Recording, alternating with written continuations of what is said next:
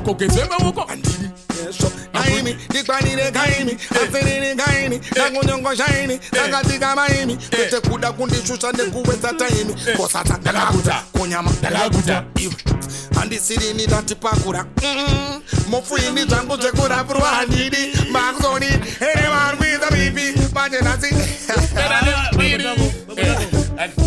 Step in a dance, and the people them a call. Step in a dance, and the people them a call. Step in a dance, and the people them a call. David Abichu angajinakira ngoti yo Ongojinakirwa. jana unabachikoti hoyo kuma hip hop zvamini muchita hoyo. You know kuti vanotara wani mudhara vanotaura chete vanobvuma vanonyengerera kutaura just because mafanzi ake anenge ari muchiki. Alright. Ndiye one chete ndi Winky D. Vanokwanisa kuti akanzi no ningu yanokunda Winky D andika iye anoyachita no aiwa Winky D ndi mudhara wangu. Why? Because ari kuchika mafanzi. Anongona kwete kuti just because ari kuchika Winky D no. Ari kuchika mafanzi aWinky D because anenge ine hasha. Kuti mudhara. Right. Majana mosha vanhu vava vangatori secluded mu community mu society angachitonzi vasiye vakadaro ende vanenge vari shoma. Izvo zakusina majaka. Akusisi. Kwane majaha presa. I don't know about The majaha master. aya Majaha signal. amajaha ariko amajaha wanda as long as vane jaha 36 pakuita jaha chete zvinonzi after ball. Dr. Clarence akaziva kufaya kulosa achirwa sasizla. Clarence aitorova ngoma mudhen mangu inini Dr. Clarence chamani achikuma sasizla iye unoona Clarence iwe Right. naizvaita seiko babafundi kupfapa masvika makangokumbuka chi kungopinda mugedhi rekubhutsura boki kwakanakatara nenesviti wevikobodemezine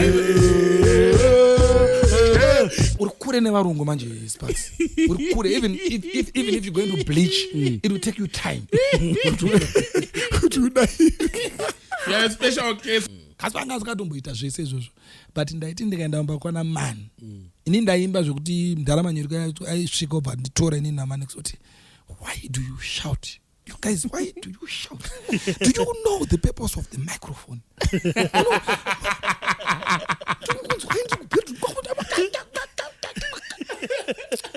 Vanhu vava vasisiko inawo because vaneta kumwamba chingopusha chinhu chekuti mwanoenda ndikaenda kuUK dzoka ngotara nyaya dzekuti ndakalaza murungu you know ananga aralaza iye murungu zvakandika but isu tangonzwa dzanyaya yakona saka chabindi akati muridzi weTube night club saka zvinotoitwa imomo ndezvekubhawa proper dance kwete zvotakuna izvo mafanisa hasi mafanisi but chinhu chiri kurerutswa neizvozvo hasi majokes but kasimairi kechimero ngoma nanga anangada kukanda question hombe hapana chimwe chinoda kubvunza anangada kukanda controversial question kochi andika Winky is a very private person and ndikati ndomikisa naye ndichinyepa ndotaura naye pafoni ndichinyepa handisangane naye sterek yes. I feel like kandinoona kunge imimi ndimunoinspire futi Master H yes, the way of performance yake unatsoona kuti fakulosa even the way intro yake unatsoona kuti fakulosa yo chibaba yo inonzi Zigo TV msikanganwe kusubscribe nekushare nekulike Zigo TV echo nyara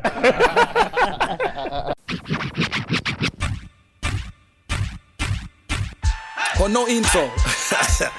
We just a start tonight. You down on the thing set man. Foundation. Yo. The ghetto use them talk. In a them hard. Babylon the pop-up song, chant and smile. Don't get dark. In a them hard. No for them a ghetto use them now go to back. The ghetto use them start. In a them hard. Babylon the pop-up song, chant and smile. Don't get dark. In a them hard. No for them a ghetto use them now go to work. Now one of them lift up yourself and start to wait no more. Do not listen to no them just feel like dinosaur. Ghetto use them breath in this road. Babylon them running Africa them with this word. Fire me go use up burn up them soul. Lyrics me go use up burn up them flow. When me see them running, burn them some more. But I see what Zigo and Spots again. Don't get stuck in a them hard. No for them.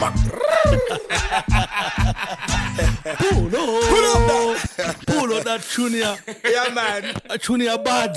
You still remember that tune? Tune here bad. That's old time I tune. do. One of my first tunes. Then we got twat. I know. 2000 and what? Should be 2006, 7, somewhere around that. I don't go to get quad. Yeah, 6, 7. Yes. Yo, what informed you? I do my form too. Abo Sanda Chembera. Okay. I will say foundation. You know how the thing go. So we say next tune. Yo, Tata say. Drive guru chabo, chitate guru chabo. Hey, chimkoma chabo, boy. Dinizi bururabo, simuka bururabo. Hey, chimkoma chabo, boy. Drive guru chabo, chitate guru chabo. Hey, chimkoma chabo, boy. Dinizi bururabo, dini sensiye wabo. Yap. Pochitungwisa musha, wacha minuka moto. Dino tungitsa ba, gibo minuka. Dindo tikisa chapu, kando chambisa. Diriguna gita. Pulo, that tune here bad. Zigo. Yes. Unaje kutaura I know. Pulo that tune. One more time. Down now. One Zigo, one DJ Sparks. Yeah. One Dhadza D. Watch it now. Say again. Drive guru chabo, chitate guru chabo. Hey, chimkoma chabo, hoy. Dinizi bururabo, simuka bururabo. Hey, chimkoma chabo, hoy. Drive guru chabo, chitate guru chabo. Hey, chimkoma chabo, hoy. Dinizi bururabo, dini sensiye wabo. Yo, that one and him. Pochitungwisa musha, wacha minuka moto. Dino tungitsa ba, gibo minuka. Dindo tikisa chapu, kando chambisa. Triguna kita. Bika bida bare, ndo diwa seti bare. Kupa kare, ndo ita bavare. Seta makitare, hava tomborare. Ende abasare, kwave kumbare. Hande kufio, ngoma ndiyo. Kwavo ku downtown, akudiwe niyo. Fire links fio, magical fio. King Shadi fio, shito man fio. Tamuku atana, bo utana. Kana baungana, botipa mukana. Shukupu wopana, mabifi wopana. Makabe wopana, bongo simbisana. Ku Warren Park, uko kunes park. Kuseri kwa mereki usiku o maskat. Snappers from the general, no defender black. That's why Dakajimba don't get stuck. And they move a go say, top is a winner go say. Go back a bo say, Mukananga. Good head clean. Good And they go head clean. Kuna bisama makuna bismantis. Ah, uruzi. Abari chingwe sembare. Bari ingadoroni. Dikashika mbare ndo diwaseti mbare. Kupa kare. Angojinakirwa. Angojinakirwa. Jera uramba chikoti hoyo kuma hip hop chamini mchita hoyo. Uku ndo unofana kuchine hoyo. Dhadza D. Yeah, man. Yes, mdara. What do you say? It's a blessing to be on this podcast. Yes, you know. The famous podcast, the most blazing podcast. Yeah, man. Never diss this podcast. Never diss this podcast. Never. Yeah, man. It's a comment section here say no one is allowed to diss this podcast. It's a disclaimer. Yes. Someone say that. Thou shalt not judge. She wants a disclaimer. Disclaimer, man. Yes. To those who want to judge this podcast, please save your data and your airtime. This one is for those who want to pay attention, get motivated, get inspired, and enjoy music and life. Thank you. Sekuru chavo Tachuna voice recording style for this podcast. Hey, abatomboku timu waruerere yoma anonzi ma voice overs. Ma voice overs to not to apply. Kuti tivaudza kuti tinogona these and many more. We do this. What's it's an AI generated voice? See, I know artificial intelligence. This is original intelligence. AI, Baba. AI. I Makaipa. Hey. Yeah, man. Munozati kwatiri it's a dream come true. And I always make reference to high school yangu. Ndaanza pa symposium sana. All right. Kune mpana ainzi Ray B. Mchangwa. All right. Chingompa shout out. Shout out to Ray B, Mchangwa, big up yourself, my youth. I know this is a dream come true for you as well, because it's so big shout out, not a shut up, big shout out to Ray B's, yeah. He's the one who introduced me to Mangoma enyo deep down Baruzeva. Wow. Saka ibaba taimba chitumbuisa but bamba sina namrewa kabuzi. Hayi mrewa iripo. Ndinozotaura kokupezera kwesong. Anozokubidza. But muri boy, I'm good. I've been good. I'm blessed. Yeah, we are happy to see you. I'm happy to see you too, guys. I'm happy to see you. Thank you for having me. It's such an honor, you know. I would say Mangoma. Mangoma bo zigo. Mangoma bo kuti it's been a journey and it's still a journey. And we're still in that journey. We are part of that journey, you know. A lot has happened because we've been in the industry for the longest time. Yes. So tiri vanhu vanga vachiona takambotanga tichionekwa munhu tichipindawo taitoonekwawo takadambochovha tirimo ikonosvika kunosvikopa kunono futi vafanira kupinda tichivaona vanga varimo tichivaona zvese tozviona but pawafanira kupindawo uri kuona vachinyatsofamba nenzira chaidzo dzanga mine vision nayo because ndakakutarisai mudhara muri mapioneers echinhu ende muchitanga chinhu chika mune vision yamaitarisai mukuti dati chinhu chedu maybe after 10 years ndichadaiwo after 20 years ndichadaiwo but mafambiro ekuti vapfana venyu vari kuuyawo vari kufamba newei chaiyo yamaitarisira kana kuti pane pavari kupotsa manje zvazvinoita mukufamba munotisiyanei you find out nzira dzana mukoma vedu vatikasvika varipo kudhara isusu. I'm talking of the likes of ana mukoma Major E, Elder Potato, Yapi Bantan. Vane nzira dzavo dzavakatofambawo dzavo yavanotoo jeni yavo yekuti mukavagarisa pandikagara muchovabvunza kuti zvinhu zvakatofamba semunotonzwa kuti they have their own version of their journey. Ours was a bit different from this time generation. When I look at this generation iriko izvezvi nzira yauri kufamba nayo ndo inoenderana nezviripo zvinhu zviripo. They are, I have to say they are a blessed generation because vane access to internet, one access to studios, two access to radio, airplay vanazvo. Isusu we never had access to those social media. Vane social media varibo isusu takashamukana weizvozvo jamani. Our journey was stiff and tough. You know, for you to record a tune, it will take you 3 months.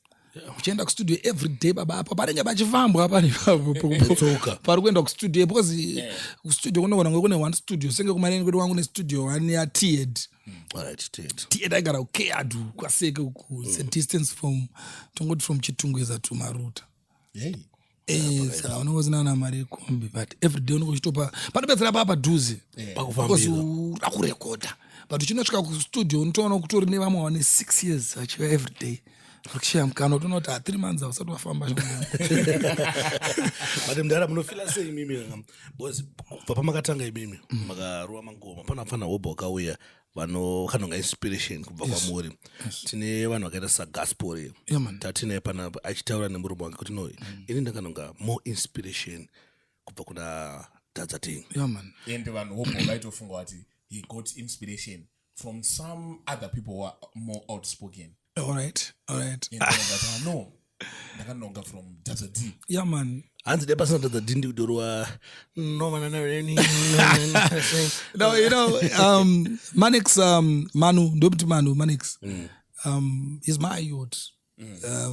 Manu ndio kumaraini kwangu mfano wangu ndaitamba nemukoma wake Alexander ndiangati mfisi wangu. Mana atorika youth atori mfana tisatamboziva kuti mana achada zvemusic ndaitamba nebrother yake taenda kuchurch tese nebrother yake taipinda same church nana Caspi Salvation Army. So inini ndakatanga ndichitorowo hip hop. You know what I mean? Because my speed and my bars. Labanda speed and my bars chaizvo. Muchinoka ngoma ka hip hop ngamunongotokana kapela akapera timone nemalines amairova kudara kwa. Achaita kana kuti because tainyepa panguva yacho. Taitobaiza kuti kuno speed German ndairova hip hop nemoyo wese ndoya ndaida hip hop but ndaiterera machuni. Machuni manje ndandisinganzwi patwa. So for hip hop it was easy for me to to navigate because chirungu plus taiona inonzi Coke on the Beat yabuda every Saturday Coca-Cola on the Beat saka mavideos hip hop ndo ayanyobuda masalad sterek so ndo vangaiti inspire saka ndaita kwaitonga masalad waiza taitofara hip hop ndane mfeso wangu wandakatanga naye movement rekuimba yenzi Regional aka 5 Lex in the UK. Pick up yourself, Reggie. Ndemfeso wangu anaimba naye takafoma group ledenzi Phone Rappers. Kanti for me, Drake, Reggie and Lance. So Pamba na Drake.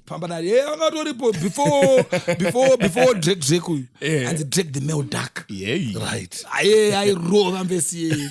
Inne mwangu standing a vibe. Tegona tantine presentation tegona kupfeka tantine confidence hip hop but zokuza speed zve hip hop tandisingazonya kwanisa kuzonyasorova English yacho because hip hop chanchiri chirungu chine kunoza baba unofana kunyasonoza takati taimba takaitota zvona miss girls hai miss Sebos mama ito nana mugeno kaitozikanwa nzi kune vanonzi Phone Rappers baba vakomana vepachitown apa titorowa special meet musoro baba wangu baba ti on point baba but ndakazoirwa pa den pangu nerimwe team rainzi Ghetto Projects ranga riri rekwaseke Ghetto Project ranga riri crew ranga rine almost 9 to 10 members or even more even vaispita mabhazi mugroup iri mundo mamuna Munetsi mamuna Munetsi mamuna Faji mamuna Sirio mamuna vanhu jamani vakauya padeni pangu vakati takanzwa kuti panapa pane mafesi anospida mabhazi you're talking to the man right now zvanzi aisi tinoimba shamati apa kwaseke toda kuti timba kuimbira umbonzwa zvatinoimba ndikati anochi you welcome pindai boys dzangu vatopinda pa10 ndava ndabata mufeso wangu because aigara paopo sichamati pana vanhu varoshandase vanorova chimboya timbo vaendla tiri 2 boys shamari vakomana vaitaura chirungu vaitaura mavhoko vocabulary yavo was on point shamari vaispita mabhazi kuti I'll take your heart out and just squash it and what zvokunyazozvati iwe ne jamani ndikutaura expression yekumeso yokuratidza kuti moyo watsuru wakapwanywa wangwana na BIG wangwa maproper rappers wangwa wana murapa apa ndikutaura zvavanhu vanenge vari 10 wekutanga achitotanga kutospita navangotazana nemangu kuti shamwari yangu ayatoba wadiga chamari vachinochinjana chidei vakaimba vese vapedza bvaudza kuti anochi togona kuchinzwawo zvamunoita tikati ano muona kuti chimi aiwa imi mutatokunzwai imi munorova isusu torova but tino type yenyu imi yamukura yedu it's a bit commercial yana neli so from that day handinazombobvira ndada kuimba hip hop ndo pandikaenda ngoma ndo pandikabva ndatongoswitcha ngoti wona inini I think ndinofanira kuita zvemangoma ndo zvangu andakabva ndasiyana nekutospita mabhazi kubva ipapo kuti ndanaona varidzi vemabhazi these guys they really showed me kuti no shamwari yangu if kana watoda kutoita zvehip hop ka hip hop is hip hop hip hop is a culture bro inopindwa hard muona zvine chitondana holi zvezve that's a culture saka vanhu vasikaziye vari behind the scenes avatoziva kuti it's a culture you know there's mocking there's beef it's a culture kune vamwe vanoimba conscious hip hop isinei but vanenge vachita hip hop yakaita sei that's a culture unofanira kutotuka vanhu unofanira kutodhisa vanhu unofanira kutozvibosa ndo culture yacho inini izvozvo handizvikwanisi zvekubhifa nevanhu ndakaona kuti hip hop futi if you take the culture from the Brooks what yes. its original comes from you see kuti there is that male lion which always moves with maningideni yes ati munomuka tinongoziva artist as a pop artist but atizive munhu anorola anonana Lil Dicky akasungwa izvezvo akasungirwa na King you know what I mean vanongaitocommita crime chacho vachitotengesa madrugs vachitoridza pfuti vachitozitengesa pfuti vanongaita chaizvo zvehip hop that's their culture so you cannot separate it from the what it's from the culture you can't so inini from that time ndamba ndangoona kuti ndingasiyana nazvo ngatitore mangoma mfeso wangu that's when the chain kunyazotanga kuti takurwa mangoma takutoita so takatanga tisati takunyazogona so taitora instrumental redanso like a buzz rhythm tospita mabuzz pachi paparidhim kuti zvingo because vibrere tavadakuda kuti zvekutitorera nguva because patwa hatisi kunzwa nemwoyo wangu tochita sei inini ndabva ndanakirwa naelephant ndiye munhu akatanga kundinspire elephant man ndakatanga njiba kunge nzou you know waiziya shizo manizo ndiye munhu akatanga kundinspire eli vandatanga kutora machuna ake ndichinoapidigura kwaita chi eshona akaipa kasikirikawo hapana vanhu aiterera machuni stereki zvekudaro zvonangakwanisa kukunongedzera kwangoro nemageto etsi anenge manazigo kutoiti grade 7 makutonzwa kuti paronzi don't get stuck but the rest vanhu vanga vasinganyanyoterera machuni stereki vanhu aitoterera machuni anzi vanhu vefodya vanhu nemukonyo mbavha kana marasta majana mhosva vanhu ivava vanga utori secluded mucommunity musociety anga itonzi ava vasiye vakadaro ende vanenge vari shoma akusina majaka akusisine majaha presa I don't know about nemajaha master majaha signal majaha ariko majaha wanda as long as mane jaha tetrise pakwena jaha chete zvinonzi after ball so career yangu yemangoma yakabva yatanga then I met another crew crew yainzi chiko yanga iri kumareni kwana gasp kuzangeza 5 so vakomana vakauya futi padheni semodhai kuti vanzwa shoko kune vari kuchita vanhu rova ipapo at that time tatisasarove hiphop pahiphop instrumentals padhanso vakomana vabva vaya vari 3 pana ainzi digi dj firegon taps aka martin namalava vakomana vakauya shamwari vakatipama apa vakomana vanga vari vemangoma manje vanga vari vendandi sekuri vakauya vachirova mangoma ari pashona but achisaunda kunge patwa baba pairova ngoma sengainzi digi dj wacho digi dj is a cousin to crystal crystal viva baby yes cousin yakandonzi digi dj Christ ari kurova hip hop dzake. Christ was deep hip hop ka. Plus anga ri financial background yake ngari bo. Back up yake ngari bo. I would dress properly like a guy with hip hop, Timberlands, fubu, camouflage, headbands, macras. So do you don't want to know the irindo gang. But I sang so kudanga ska gona ndo gona amninga ma police kwa kudala nechi ne look ne appearance and your looks so the cousin was the same but ari pachirasta akaturuva zheadband rakandi mas looks face colors chichi baba pakarwa ngoma kuti fayagona inopinda sachiko mapushi ayaona ndeegreen ayaona red kumashure mapushi ane jamani sonodiwe munhu ari kurova ngoma nezviona manu apaine mwangu tirimo otarisana kuti taita dzevesi kwati kuimbawo.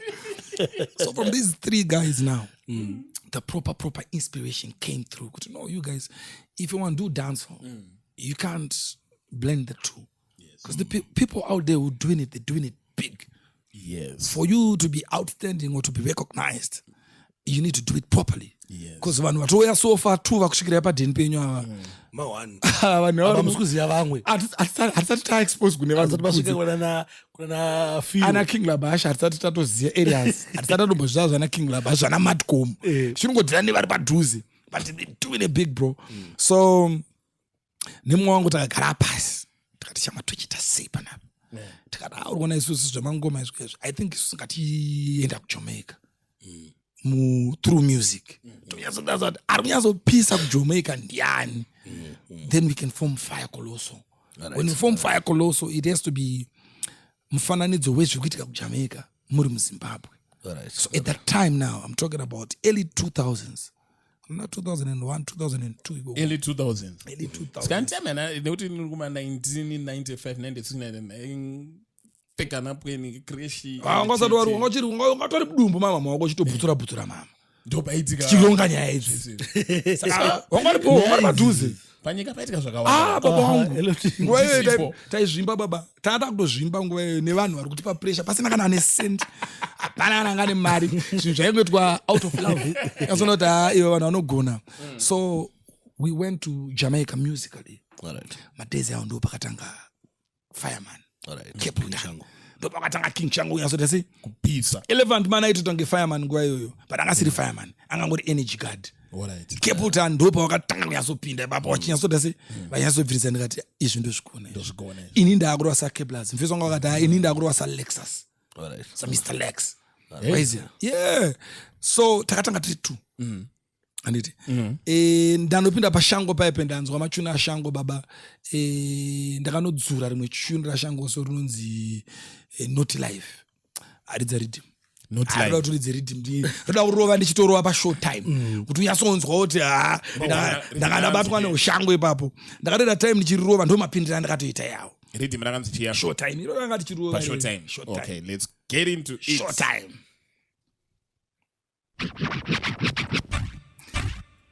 iri chuni rinonzi Naughty Life ndakadzurira shango ndandakorova chi neshona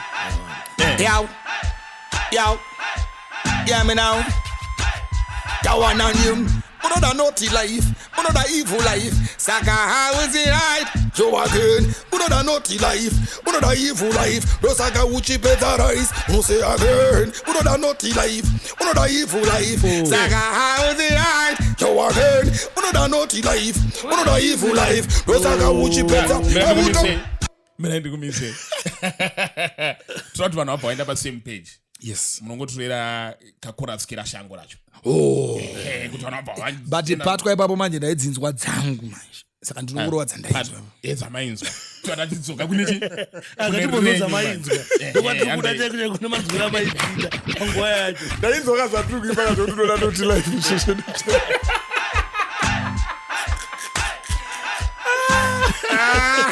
avandovedza zvakotina Naughty Life bayabusinega nanhasi inini masonghombo handiti ndinotozoti ndakuzovina malyric acho unovhunduka kuti ndozvikutaurwa apa baba nanhasi kana tesa kuzongoti tinotopona neiyo intaneti yakaozokonotsvaka malyrics anzosanikorete kokana ndichigadzira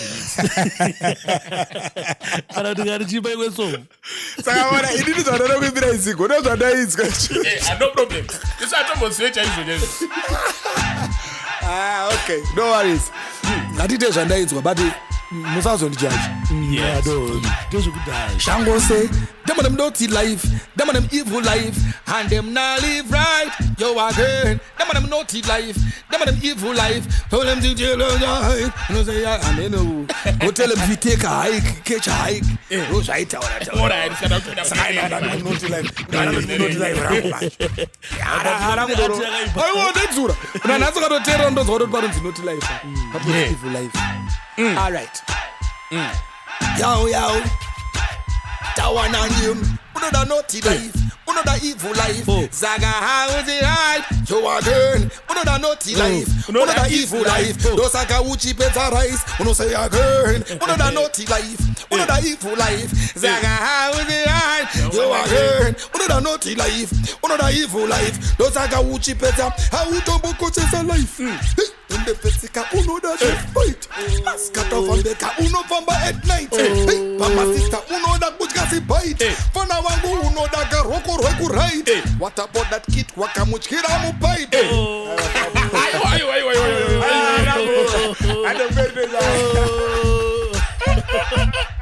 unoda naughty life unoda easy life now one of them unoda naughty life unoda evil life ndosaka uchipedza rice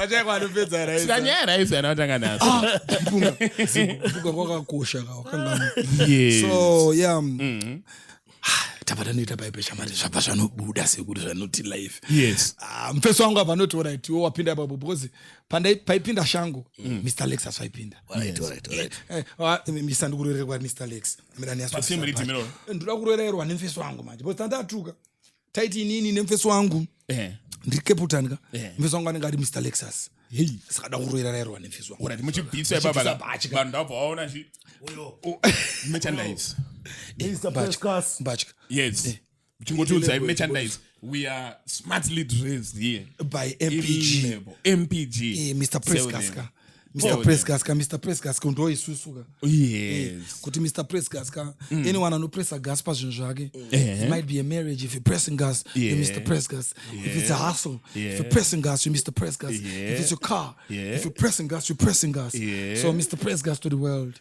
You understand? So the woman them is the same thing. Yes. There's MPG, Mr. Presgas. Kwakazi futhi MPG, Mrs. Presgas. Wow. You see it, man. Oh, and kuma podcasters. It's the same. The same. Oh, Mr. Podcaster. Yeah, Mr. Podcaster. Sorry. Kwanoda kuzochenawo semachenera takaita. Anokwanga kupi kona. Vanongolinka masina ari kungowanika vakatibata pasocial media ipapo tinoona wasota kana vanotifonera tovapa namba kana muchanyora pasi. Tell them how much we bought this for. Vakomana majournalist enyika eAfrica yose vane mari saka vazongobhadhirawo ma40 each. 40 masina antawo 20 but vazongoti anosistiri vanhu vanorema takati tope titi double the price. Prestigious pricing. Mr. Prestigious. Yeah. Mr. Prestigious. MPG. Tell them the number. 772-967-808. Strictly voice calls. Kana vasinga vari kunze kwenyika vanongonibata, they can just DM me on my Instagram, Facebook, TikTok. Ipapo it's Dhadza D. Kwete ina DH. Kwete DA ya Dhadza. Aina chiremerera. Dhadza inini. Dhadza aina chiremerera. Dhadza inini it's Dhadza DHADZ. Aiwa uri kure nevarungu manje Sparks. Uri kure even if you're going to bleach, it will take you time. Yeah, special case. And bana Mr. Lex. Oh, bana Mr. Lex. Just one mind Fireflex man. But basekera waitaga. Wala kasimereka wewe. Dekechimero. I like it when this guy is being humbled.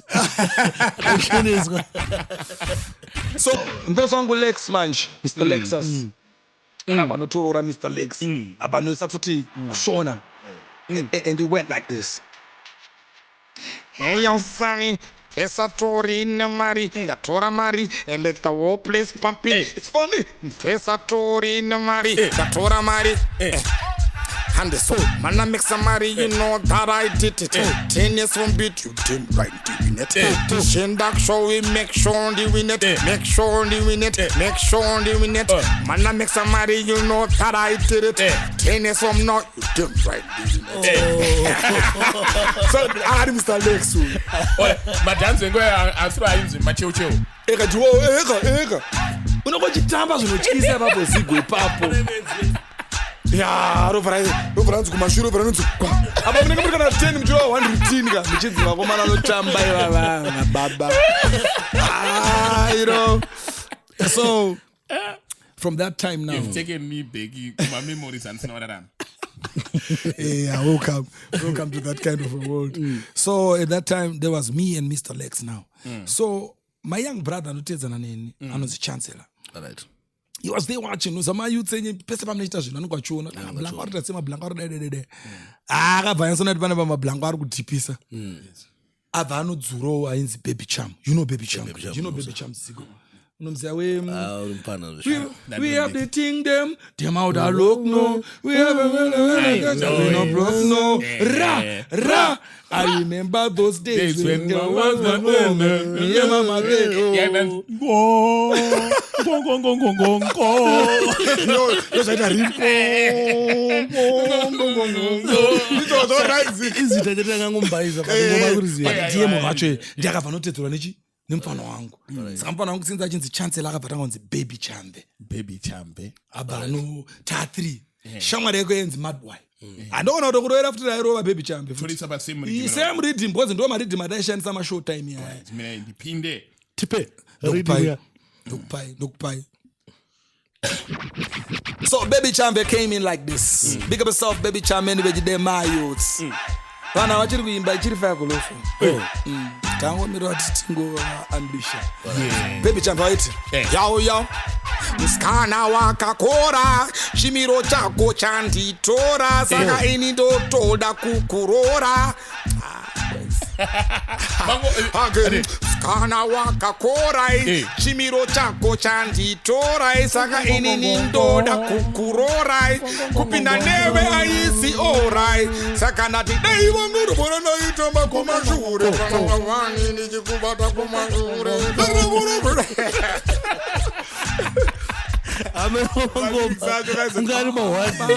angari mawani Baby Chambe vapo tatri mfiso akano ainzi Nigel Yes. avatangonzi avati ndakutedzera uchi Madboy Anju aiza ona mumaidzi Madboy Anju aiti chiko Anju ngade kama kastera kakaita kutaura so alright hanzi ameno yaita stera Madboy wabva wapindawo tafo tatu simba guys tatu clan tafaya kuluswa none ta unstoppable Yeah, to outside. tabota simba Yes. so now we decided to go kwekwe wakamboti shanyira rai vekubarani kwagaspi vaye Alright, Simba vanga vachirovawo vakauya vachitirovera vaye taane content Yeah. yekuti tichinyaso unopresenta kuti varume makauya paepae Yeah. makauya kuhomu kwedu Hey. mukatiwa Hey. tauya kuhomu kwenyu Hey. kuzokurovai Hey. saka vangomana patakasvikira they were not prepared ise vanhu vanga vapedza nevanhu vava kudhara Aiwa, mina history iri kurwa panapa ka priceless. Manager, every 10 minutes ka muchimeka short footage hapana charasika. make sure anowanzokrasha mafootage yazvo akanoti make sure kuti everything zviri But speed is photo. so now Yeah. we decided to go to Zengeza 5 Yeah. paitopfurwa Zengeza 1 Zengeza 2 kuti upinde mu5 vaifuranira kwaDr Clarence uchienda Clarence anga kutorwa mangomera Clarence anga rifaya koloso Dr Clarence akazoya kufaya koloso achirwa saSizzla Clarence aitorova ngoma muDenmark inini Dr Clarence chamani achikuma saSizzla iye unoona Clarence yewe right so we would And pass do you through. think with his talent unoenda any closer to that guy? Shamari is multi-talented, you know what I mean? And you know, it's a funny thing. We grew up so in him. He was a quiet guy. Zvokuti zvinhu zvaizotanga kuti present senge nini pakatanga kundiimbira akatondudza ndichitopfuura ndichienda kuZeneza 5 kwana gospel ndakurova mango wasaSizzla mazuva ano mina ndokuroverai chamari munhu akatoruwa ndikati serious the next thing haatone studio Dr Clarence studio akavhura Clarence achida kuzvirekodha ndofuka Clarence akatoona kuti akomana vaitira kuita 1 2 3 ini pandakazoona hukuru hwechivanhu uri pana Clarence paakazoya kuYouTube akurwa mapodcaster akurwa nhau ini ndakamboenda kwaClarence kudhara mari zachina ndiri manager waskwanda tasvika paipa angaisa muchini yake apa zvaitsanangura zvese ukaza zvati kuita nhasi izvi akazotsanangura kudhara ndofunga he was so ini intelligent ndakaenda nakunda unozobvunza kunda ichiti tichida kudzidziswa OBS takanzi ndonyora torai mabhuku nepeni you guys, are you writing? Wicked talent. Big shout out to Dr. Clarence. Yeah, man. Akachinja industry, so he contributed. He started from there. So I would pass through. That's why ndikumberi tisatangobvira patangoti Clarence akazopedzera vanhu futi paakazoya kupolitics. Yes. Akaita zvakawanda mune zvakawanda zvamusikaziva zvaClarence. Zvoti ini ndotoda dherese nditsanangure nyaya dzevanhu. kokoma comedy. Hana chasina kuita mukomana weboys. Mashow. Hana chasina kuita mashow. Hana chasina kuita Clarence. Music video. Ndati hana chasina kuita baba wangu Clarence. Stana chaichaye. Stana kuti stana yazoputika ndi Clarence. Ana Tobias eva ananzi Tobias. Clarence. Akazoemba kuzayoja. Clarence akasiri boss achigwa kuti muchechi akaite chiganga na munyika aita zvakadeko kuchechi. Kuchechi kune ma yes man. Kuchechi kune ma yes man anonzi ma Lumix camera iyo ino makuwa iyo vanototi amen munhu wamwari saka kuchechi akaita sei Clarence. Clarence yane mawari. I was big talent there. Much respect to Dr. Clarence. Wandakatamba Clarence ezi. Shata video patakana iwaye satakati kasikei. Pataka utsanangura. Ozati kuita ndozvaitsanangura kudhara ndofunga body. Zvema podcast 12 years ago, 15 years ago. Yeah, sure. Yes, sure. Clarence. 15 years begi baba. Guwa rere Begi zitsanangura kuti, ya munoita kuti buda screen pipe Clarence akaita kudhara. achitanzi kune nonzi YouTube. Yes. Ini mari yacho ndoitira kuSouth. Yes. Angatoko Clarence. Clarence amana. Aiwa, let's move on. Ichitungwisa at the end of the day. So I'm so proud of this youth. And you know, I didn't know kuti passing through by his house, I'm actually inspiring him. You know what I mean? Until one day he just told me, nobody mchita. Uziyai. Manje nakuronge siza. I said, yo pane mabira zvakuti mie ndikuroveri. Mfana bandruera. Wakuro uye kudini. Ndakrosa taenda ndanosangana nevakomana vangu ndine crew rangu. You know? So takandanga kurova mangoma because pana Faigon pampa ne katak shop. Paingoswa rhythm. Ndova kudara zvinhu zvainakidza zigo. Rhythm raiswa apa pasina maHeineken, pasina Jameson, pasina chi. Takomana rhythm rikatongoiswa. Ende panga pasingangoimba asingaimbi. Right. Ibana patikatesa rhythm Sparks akurova. Zigo akutanga kuti ngo.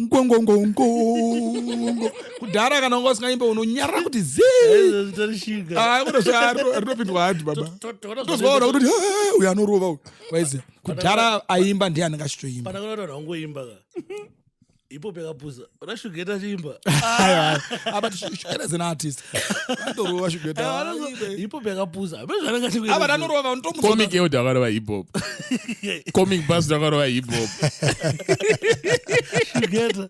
Aro ipo. Hip hop. Ava Shugeta apinde Shugeta ndorova. Avana comic ava ndo mukatotaura but Shugeta ndorova. Aya, abdala. Ndokutaurira ka. Shugeta ndokuchita. Shugeta ndorova. Anorova. Amanaka. Arovere wewe Sparks une problem na Shugeta mnekanya yake. The Sparks kana ane ka beef ne munhu I don't believe kuti munhu akachitorova. Asika, let's go. Let's move on. So we went by the tuck shop. Ndokumana ngona gasp. Apa kutorova. Ndo vakatanga. Sezvo vaiziva kuti vanopedza kutorova. Havasi kuziva kuti vakomana vakatsamwa. Yes. Mane mabhegi mangomana shangu avakatakura. Avakatirira. Vakangomirira mukana. Angati vasiye vanyasopozi. Ava vanga vane time vachiita ka. Saka ndasati vane machuna akati akati aiwa ngavanyatsorova vakomana ava because vari kurera vanhu vasirivo. Pavachasvika pakunopererwa paipe tobva tananga kuvashudha. Inotoda kutangana naBaby Chambe naMadboy Nigel. Because vachada kuvadzosera kataitosiziva kuti vachada kudzosera ava. Pavanongadzosera bhegi ravo richapera kuti gwa. Tobva tanoti Mr. Lexus. Mr. Lexus vachanovhunduka pavachanzwa Mr. Lexus shangu asati apinda. Zvinova ndo zvakazonoitika. Pakazounganwa. Iwe. But gungano ranga riripo riri pahome ka. Rinotosapota vari pachi? Vari pahome. Vari padeni. Havana kuziva kuti vakomana kuwana vakagadzirira. Baba mango makaruwa. Lexus vapinda vadhabanana nevanhu kusvika bhegi ravo rapera. Ndava ndachizonopinda baba vangu. Manorova shango yavo. Naye not life. Ndakamimba novuka 12 times. Chuti raitozikanwa nashango racho. But havana pashona. Vanhu vakurova chorus. Vanhu vakutoirwa unoda ivo zvopanazosvika muvhesi meme hautombokoshesa Mama tone mukwende. Mukwende ndomusuno. Ndairwa maflat beef angu yao neDurek neEdbe ndichijova kunge shango. Baba pakasmoka jamani. Kusvika pazara so vana gaspi vaiona zvese izvi zvaitoitika vachitoona. Then fast forward pakaita 2 to 3 years, I think a year or 2. Manu angati kure gaspi angati kure. So ndo pakaita studio. He had a studio I remember munhu wakatanga kushanda naye I think ndi Tony Fresh. Tony Fresh gaspi babato because gaspi akazoita mfana wangu zvekutodaro because aida masmarts. Takatanga kutochinja na masmarts. Taichinja na masmarts. Kana izvezvi ka. Munyasoona kuti clean. Ava ndorova. Apa ndaurova kapa ndatenda kapfeka zvepodcast. Indotsemura baba wangu. 4. Ndotorova ma-J3 machakuti acho ndotobamura. Right. Kana nditori pachillax ndakatomechesa nemaMPG yavo ndotoda kuti pakarova Chaji. But ndo makurira takaita so Tony Fresh akauya kustudio atakutanga kutomixa naGaspi kapaipe. Gaspi was a producer. Gaspi anga asikatomboita zvese izvozvo. But ndaiti ndikaenda kumba kwana man. Ini ndaimba zvokuti ndarama nyereka yacho aisvika ubva nditora ini namani kuti why do you shout? You guys, why do you shout? Do you know the purpose of the microphone?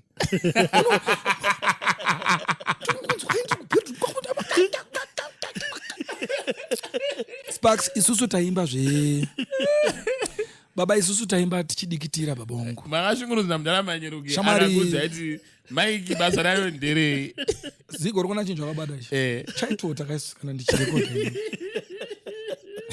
kwadazva muri kufungira kaboys isusu tandine mutemo wekuti tinoita from top Right. to bottom kana uchirekodha one take because nguva fanara urekodha shemwa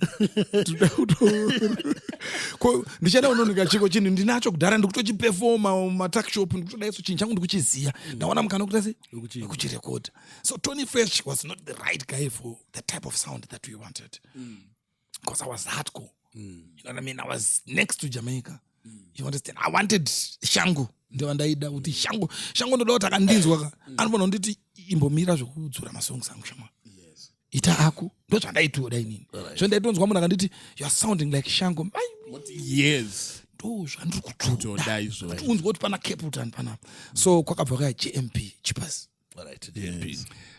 Chipas namana ndizoti vakasangana sei but ndakazongonzwa kuti Chipas ndeakustudio baba vangu Jibazawanondandika. shamwari gore musi unonoti Chipas mustudio kutanga kuti p mapower cuts akabatanga magetsi kuenda ndo pakatanga magetsi kuenda song yangu inonzi magetsi aenda ejamani ndakairekodha naChipas zvandinototaura paoutro it's based on a true story mukazoteerera song yemagetsi aenda kuti Chipas man Gasp akaenda rini ngoma akaenda ndofa 10 times teerera song ndakavaudza ngati boys this is going to be a hit why of all the songs iri kuti pese patukure shamani aienda chamani ndichitorwa chorus baipe apa kudhara kwangu nema P1 ma Pentium 1 yes ukarekodha you need to save machi mapentram 1 makombiyuta kayenzi P1 P1.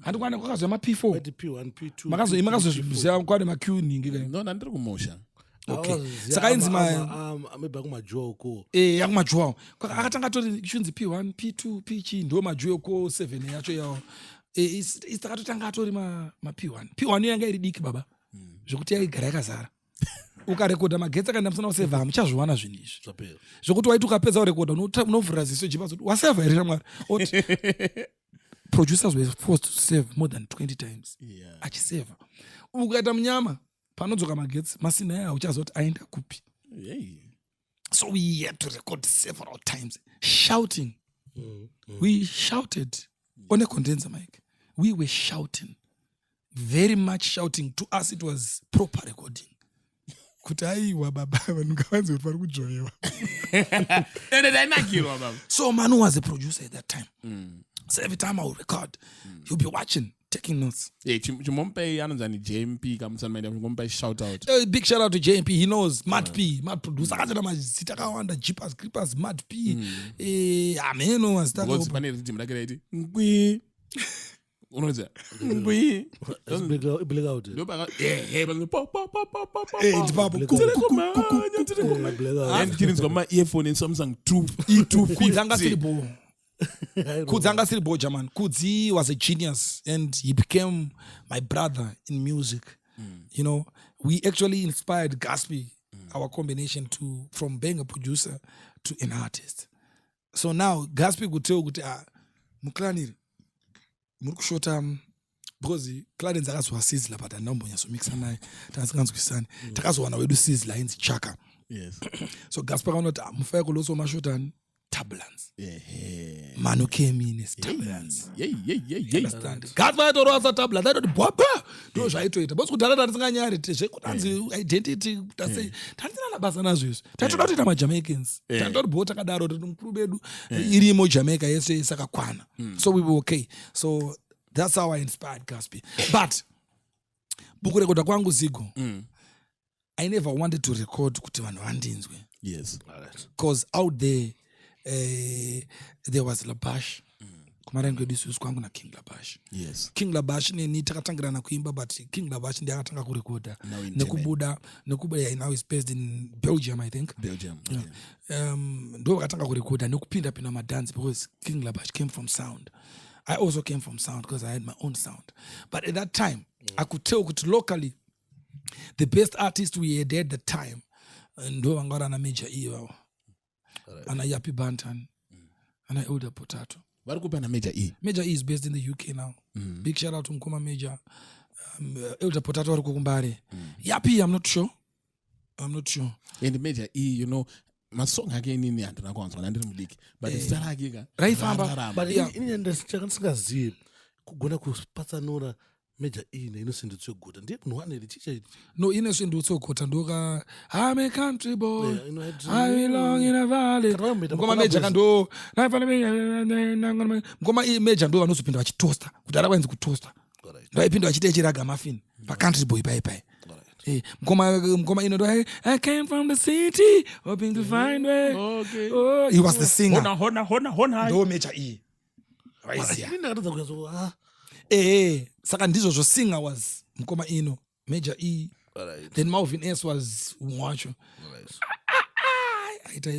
so yeah vana Major E ndo anga uri mablazi angu andaiona but ndainakirwa nelevel ravo but I wanted to be better so in my generation and my time there was Sniper Storm yes there was King Labash there was Winky D there was Madcom there was Bootling Clan Yana Manix there was Mega Spice saka Manix wakazosiya salad yavakasangarwa Manix aitorwa danso kwete manu gaspe aiwa Manix Manix wedu Manix motsi Manix motsi Yes, yes. zitikambozuma Manix wedu ndo anga uri mabridges andana Trinta ko ainzani mfese wekumarondero ainzani aiteke bhuju Mike ainiti panguva yanga asati atombo museko ende Mike ainiti mudiro anoitwa nahope weching'ono anodiwa mufesi wake yeah Mike was there but Mike aita zvemakava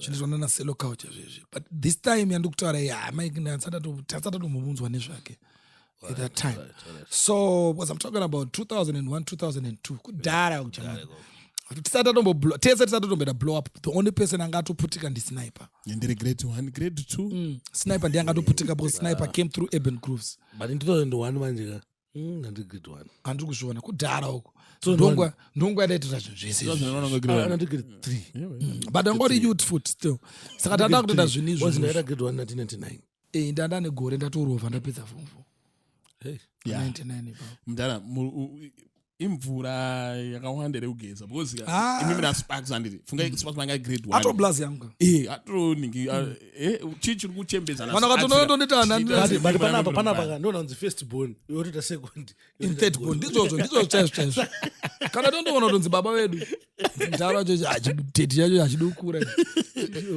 secret ndechi hapana secret boys majins anosiyana in a real life majins anotosiyana vanhu vanosiyana vamwe what they do now is majins hatisi kuti sparks yo don't be offended hatisi kuti majins akoyo akachembera no problem aiwa ndonva ndikuti take no offense ndikuti majins anosiyana iwo akwatori bo kudheni kwenyu tikatodzikadzika ndoona kuti ndofuroma ichi yekudheni kwenyu ndozvamutori usateerere ziko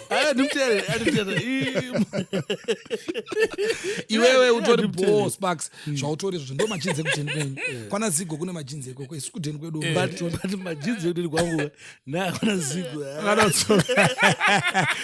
so manje mazano zviriko you can go to the gym or even your diet we hardly guys he can go to the gym you can go to the gym or he can change his diet he can change his we diet can go asi gwari pana tosimbirira because zigo kwabva komana ndine mufananidzo yazigo yandakaona varume asati ausha zigo anofunga nakure stereki ndendakalida zvangu ndendakalida zvangu but ndenyazvanada chibaba chikutera sakazavhiumira aiwa anemberi this is very important we need to eat fruits on a daily basis nosa zvinhu zvatikutaura zigo kana ndakapudza vakapedza kudya fruit makundiwanzi fruit pazimbabwe misika yakawanda kutopfurira mabottle vakomana vezvingoro vanotengesa mabhanana ende mafruits ndochinja kachipa aiwa tola for 20 mabhanana baba wangu but yeningenda uri kurova iri baba vatoda 50 cents itinotenga 20 mabhanana une 20 days dzako dzakudya banana every day it's very important we need to watch our diet because zvinhu zvatakuisa mukanwa medu zvakadhakwa nguva yataikura isusu even you guys ana momzenyu yaiti kuspikai vana tumidzi tovatoisa muchikafu because ana momzedu they knew kuti uyu kune sadza nemufushwa mana waita kushaya kuti ona mana ndisvide zvemufushwa ona poko apa waiza but zvinhu zviri important to our diet and fanike nemufushwa ndokana chirutara pa every podcast kuti allocation yemufushwa muupenyu hwangu ndakapedza wakaurova for the longest time nyange ndikaona muchinzi nhasi ndiwe unongotaiwa bo National Heritage Day iwe wakaurova saka uri bo saka inini pageneration yangu andataura naWinky King Labash sniper first angatori kumberi kwedu ndisniper I wanted to be better than sniper so the only way was to take my time and yes because everybody had pressure to be known munhu esaida kuzikanwa usikononzi ndorwa mangoma saka inini ndakati inini ndoda pandichazonzi ndabuda saka music yenyu yaitambirwa here kumaredio because matime yacho papasina intaneti papasina mafoni papasina chi saka yaifana kufamba sei through chi so like I said kuti isusu our generation there was no airplay unless wakuita urban grooves so that's what Sniper did akaita crossover ari madanso yake but pachi urban grooves kuti aridzwo he was very wise and smart you know what I mean so he's one of the guys vedanso vakatanga kuridzwa paradio big up yourself Sniper Storm the general chakandinspire chiblast yangu ndomukoma kwandiri nini muindustry ndiye ndo blast yangu vakabata mic vakapa makore zvese negraft I have so much respect for that person. Understand? The elder vangu Sniper Storm and he's so talented and humble at the same time. So I want to be better than Sniper. How can I do that? I need to rehearse. I need to go hard and rehearse. Take my time because I had nothing else to do but to do music. And we were so blessed because Friday, Saturday, Sunday, I ended up dance. Kwangu na Badman ndakangana taura Badman Jiggers unza ndo team ranga ririko so time yekuimba mangoma taiwana kubawa and kuwana opportunity yekuimba pa microphone it was a blessing on its own because mkana wangu asingawanike ukaenda ku Tropical ukaenda ku Asylum kwa Badman akakuona bo ndakuziyana mukasoko kedu kuti shoro mangoma ichi chinonzi ndingi kuchitungwiza but asada record akatokuona akatongorwa rhythm ukatopinda mu DJ box akatanga kutorwa gogogoi obva noti Dhadza mic ndo unonzo unzita kitikita tata warowa nemubata jigas koyo kodute kanoita ichichi that was the culture and Zainaki the king you know what I mean so I kept on doing that I'm from sound and then I came from sound alright I came from sound kana no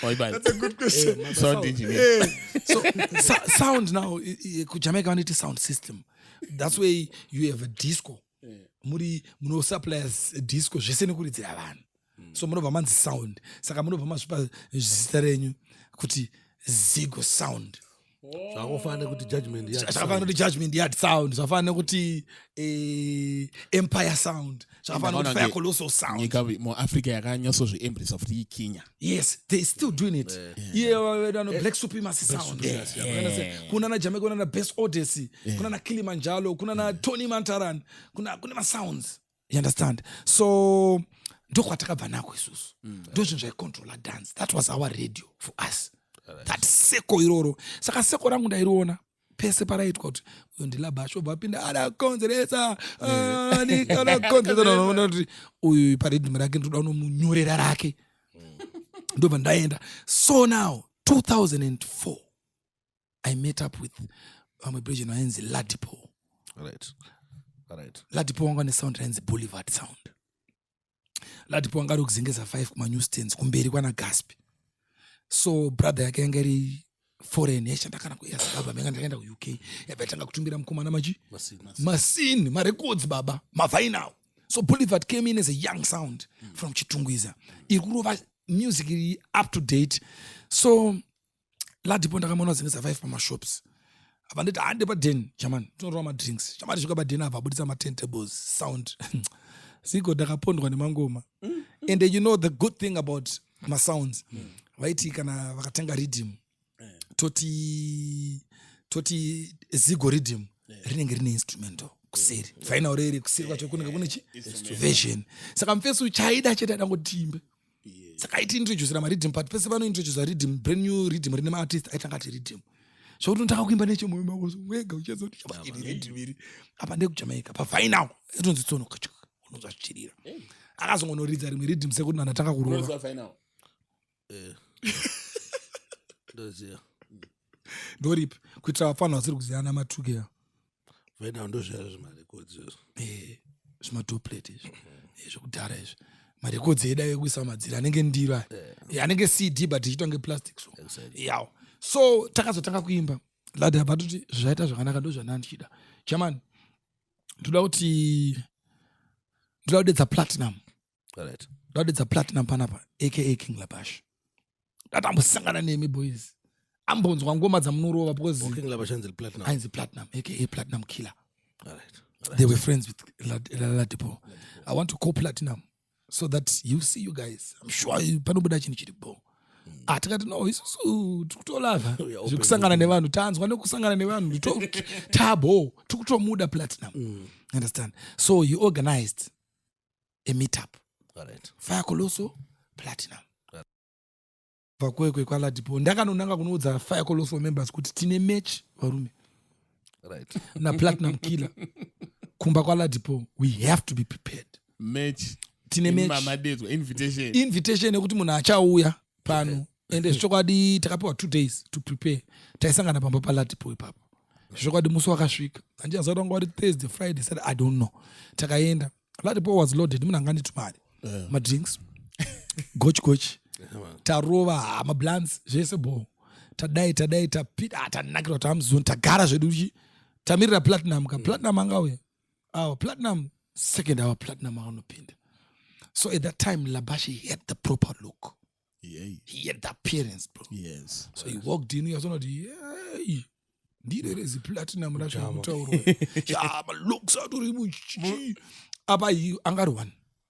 Aba time you wise your voice. Usati wakuziva the person. Ndaingomuona umadhanzi taingosangana apa togara semerias because yanogara kwaseke pandogara kuchitungisa but kupesana madhanzi because shanga zvakatodaro kudhara zigo kuti Sparks atorapa zigo arapa apa munogona kutomhoresana muri ikoko ikoko amtaure mese but mese muri majournalist mese muri masocialites mese muri machi ingori ikoko saka apa takasangana mu one room right and it was the same and the preaching lada ana mbopa introduction ana akabva ngopulisa matento bosa ake as usual patanga zvake kuti kubosa vafana vangu andinawo kavanwa madrinks vanzwa rhythm vachamboda kumbomirira izvozvo vatotanga boom bang bang yo vakutoro vakazoti platinum vakatofika kuti ndopopana vakutoro uri angry ndauya panotsvaka sistament patanga kuzara mageto etsunoza hatana kuzara pasina foni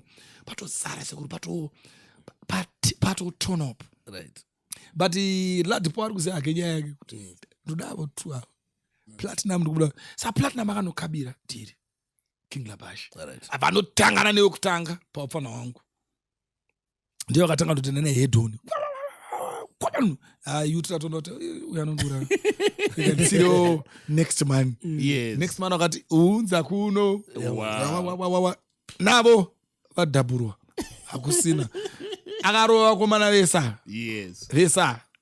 pana Mr. Lex ndo pakatanga kuita kaproblem because mukomana wanga abudisa bhegi bhegi ringe rabuda akapata kuti 1 2 3 4 asvika number 5 shamwari yangu ka apa kuna shango ka shango kakula down slew them ndo ari kudiwana Ladipo ini ndikutomudowo zvangu ndikutoti okay viratoni ana Lexus adonzera kusvika Ladipo azongoti ayo mbomirai ambitoorasa mbowana kuchipigweni kuchipigwa inini yewo kamkana chapa chapinda baba ngoma reriya short time iroro ndona ndairova naro ndandereme zichunda ngona inzi usandidhererezo usanditeedzere iwe mbana unodherera vabereki nawistureti kupinda mutoereti iwe mbana ubada rechikwereti ura ndakanorova apapo platinum akabva tosumuka bva tongonditi aiwa makaiba aiwa respect respect Candon Bridgen, Trader Cinema Works. We became close friends. Rio recognized Rio. We became very close friends with King Labash. You could ride his bicycle. He had a bicycle at that time. You would come to the house because my parents, so I was the only breadwinner. So kufaya koloso mansion ndo kwaitwa zvimangoma 24/7 ndaitomukana 8 o'clock redeem pacassette taiplaya macassettes saka cassette aita 1 redeem kuseri kuita fuchi rimwe redeem yainopulira patongofungira kuti apa ndo panopinda pull up totoirekodha akapulwa kuti zvokuti vapedza vamemorize cassette kuti ndikanopinda vhesi rangu anganoimbera pa ekutonopura zvotinobva dedzera kuti pull up ibetoti auto kacha zvotinaindo kuti so the journey never stopped. From there, I was now ready to go out to the world. And fortunately, I met some Bridgians from Bari, Dream Lover, Jiga, aka Ba Anton. I think it's a few at that time. I remember 2005. In Bari, I'm going to sound like Dream Lover. So they would play on a Sunday. So per sound rake, I read the last 2 tunes. And this is my rhythm. Ku Blue Bar. Yakunzi Blue Bar mazwani yakunetsa Blue Bar kumbari takaenda 2005 Belgium nemfeso wanga inzi Dream Lover ndikakutora ndakaita 3 weeks ndichimba every Sunday vanhu vachipula vachifunga kuti ma songs ndichimba based on a true story ndichitorova inini ndichitorova mangoma utozonoita kwa pulo vasikazondiri kuimba because taimbira pavranda so there was no stage. And at that time, waitoimba because kana pari pavranda katukuonana tese takatarisana and people chinhu chavaida kunzwa mangoma. I was so good to a point kuti ndasikati boys inzwaika boys ndinodzi Dhadza dichi ndengo bamura ngoma ini chandaida kurwa ngoma azvokuzotora nevanoti yamina Dhadza di chichi ana ini ndaingopinda nekurwa chi ngoma 3 weeks kusvikira munhu 1 ndakazonyasouya pavranda paipe afanyasotarisa kuti iyo fesari kuimba kau boys kuno munhu ari kuimba boys ndo pakazotanga kuti vanhu kutoziva kuti pesa neimba. So that link from Bari rakandilinkisa na Seed Fresh because Seed Fresh is from Adben, Top Shutter Records is from Adben. So maketo yuzi ndo akanoita makuwa kuna Shutter kuti kune mwe blaza anozifaya kule uso Shutter munofana kusangana nemune and at that same time Seed Fresh anga chatobva fresh from UK anenge anga negoreji adzoka kudhen permanent saka anga ari bo anga neX5 anga neLand Cruiser airwa mashoni John airwa ina ndiri mune swag ka ndaudzwa nzipe munofana kuonana na CD zvinobva zvapera CD anga nesound rakainzi Delta Force. Delta Force aito clash na Jabi ichitoraya Jabi Delta Force iyoyo anga ari mawani ka German ini ndabva ndapiwa link batai munhu anonzi Seed Fresh. I called Seed Fresh several times ndichishaya mukana kuti ndiende ndakazomufondera kuchinaya simvura rimwe siripo excuse me then mfeso wangu iye Ba Anton abva nditi shamari yangu ndokupa mari yetaxi kana shata tuuye agara kuAshton Park kana tuuye ndakupa mari yetaxi because newe dai zvibude saka ndakarwa Air Force yangu 1 yanga yakataipolisha boots masneaker taipolisha usiku nemshongo white yanga iri nugget white but kukanaya paise pawachatsika boots inenge chisiyata se ende ini ndakanayo ende ndakapfeka zvinhu zvihombe taipfeka maoversize ndakapfeka zigolf t-shirt rakaoma rinenge rakasvika saka unoona kuti taka ku one side saka ukanayiwa iwewe richa expand jean baba wangu ini ndaipfeka size 38 majeans but size yangu yange iri 28 saba mane plus 10 saka tikutaura zvegap rakadai so magara muriwo ndingorowa kasilenda but ndakarova nezifloppy hat so mfenza wanga ndipa mari yetaxi but as a ghetto youth mutemo unokwira taxi rero $20 sina na cent takapinda mukombi bebongo kuti ndipinde mukombi pakumirira kombi apa ndo pakandakapurwa apa nayo nevati ndakanoti tonus kunobata makombi ekwashton Park ndakanopurwa nayo nekuzonodzika panoperera kombi kuenda padheni pashata ndakapurwa nevati saka shata anga neSeed Fresh anga nestudio yake kuBoyskype kuAshton Park pake ndakanosvika ndakanonoka gate saka hapana kwanza kundivhurira bosi kwaita se kwainaye so I had to call him ndapa gate akati amira uvhurirwe pakaita almost 5 to 10 minutes ndakamira saka ndakanyasobhurwa nevati pandakandopinda mustudio ndakapinda mundi loaded nema-artists. I remember Tower Stock was there. Swagger Daddy, Judgment Yard. Tower Stock was there in the studio. There was Mega Spice. Tower Stock ndokudana. Oh, Tower Stock. Swagger Daddy is an artist. Oh. Anotoimba kamfeso iwe. Tower Stock ni DJ Tower. Tower Stock wedu short boss. Munganga kuti. Loku Judgment Yard ano MC. Alright. Akambeta radio presenter MC of of flavor. You know the guy. Shabazz, he's big. He's huge. Yeah, man. So he was part of one of 15. My artist. At the mom studio, go sit fresh. Shaman no sugar baby no pain. So everybody will be looking at you weird. First time when obo akatota kudai so akanaiwa pa boots yake kuchema mshongo wetu. Aritaze konfesa bana kapeka sigorofera kumakumbu manje. Sichini ere azvinzeve zvezvo wakataka. Sichini ere achana ziflop manje. Flop isina kuda flop kaya. Yaneta. But man on a mission. Man on a mission, I'm happy with the studio, na top shot records. 10 minutes, sit fresh and open up studio. I got a velocity white. About a Magra coffee. Is looking sharp. What are you top shot? Top shot, I got a foreign. I think is somewhere in Europe. Once I got a foreign. Top shot and open up studio. And once when I got Dio, I went Dio sit. You don't know that. Do you know imba shama? Kadenti ndimba. Unaimba chi. Kada imba danso. Oh, danso yako ingave type ipi. Vaiona Sean Paul. Sean wakomana stera zikazota shango man. Shango man oroma oversize nebhusi rikuchema mshonga. Unorwa ndikati haindorova mangoma. Mimi ndorova mangoma mahatko. Oh, aura tichamari isusu tine maridhim edu mahatko. Atogadzira pana ma top shot records. Tombokuisira kangati isai. Wapoesa rhythm shata. Ndikati papa ndibvunza wakamborekoda here. Ndikati zvongodai nekudai. Zvanzi uda kurekoda here. Ndikati nda kurekoda. Uda bva watorekoda here. Ndikati ndatobva ndatorekoda izvezvi. Apo ridza rhythm rabva raridzwa ndamborimba ndakariteerera ndazoti okay rhythm rinopinda yakati. Rabva raiswa. Pfeka zvangu ma headphones. Saka zvinoitika pakurekoda. You can only hear the rhythm because ndione ma headphones. Vamwe vese ava vanonzwa acapella. Sezvo ndichabva kwana gospel kwadaita from top to bottom. Ndanga ndagraduate. Rhythm rakanonzi pfe. Ndatotanga neintro. Ndabva ndatanga.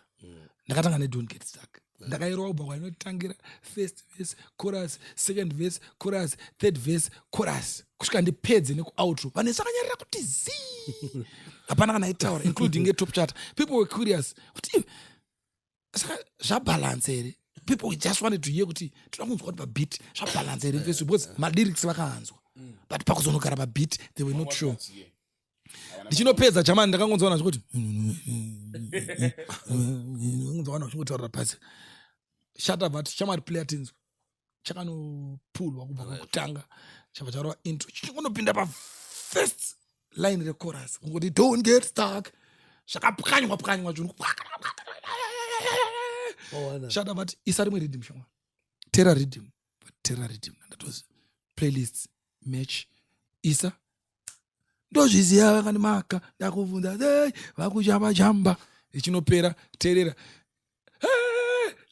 another rhythm unoda ndoti live ndichitonopedza 3 maridhim shata uya kuno ndichinobuda vakomana vakusara vachitaka unyeunyeu wavo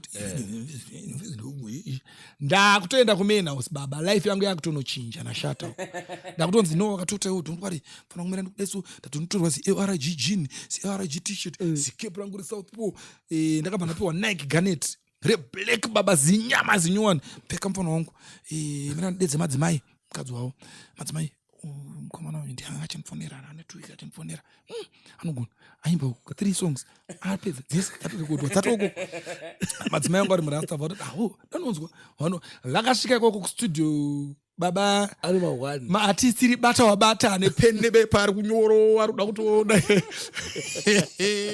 vakati nda kunzwa song yaimbwa nemukomana wangu vanzwa masongs vadzoka bvoroti right watinonzani ndonzi Dhadza unogara kupi chitungisa tikunokusiya kumba uri kufungei nekereya yako because isi tikusaina maartisti ndikati Dhadza nayazofunga zvangu nezvekereya yangu kuti ini chandinoda kuimba because my songs now zvekuti kumba kwamutora mudaenda neni ka nhasi ndoona umboti mirenje chana ndimborova zvangu chi mangoma ndoda kuenda kudheni kwakachena because vari kufanira kuona new fashion.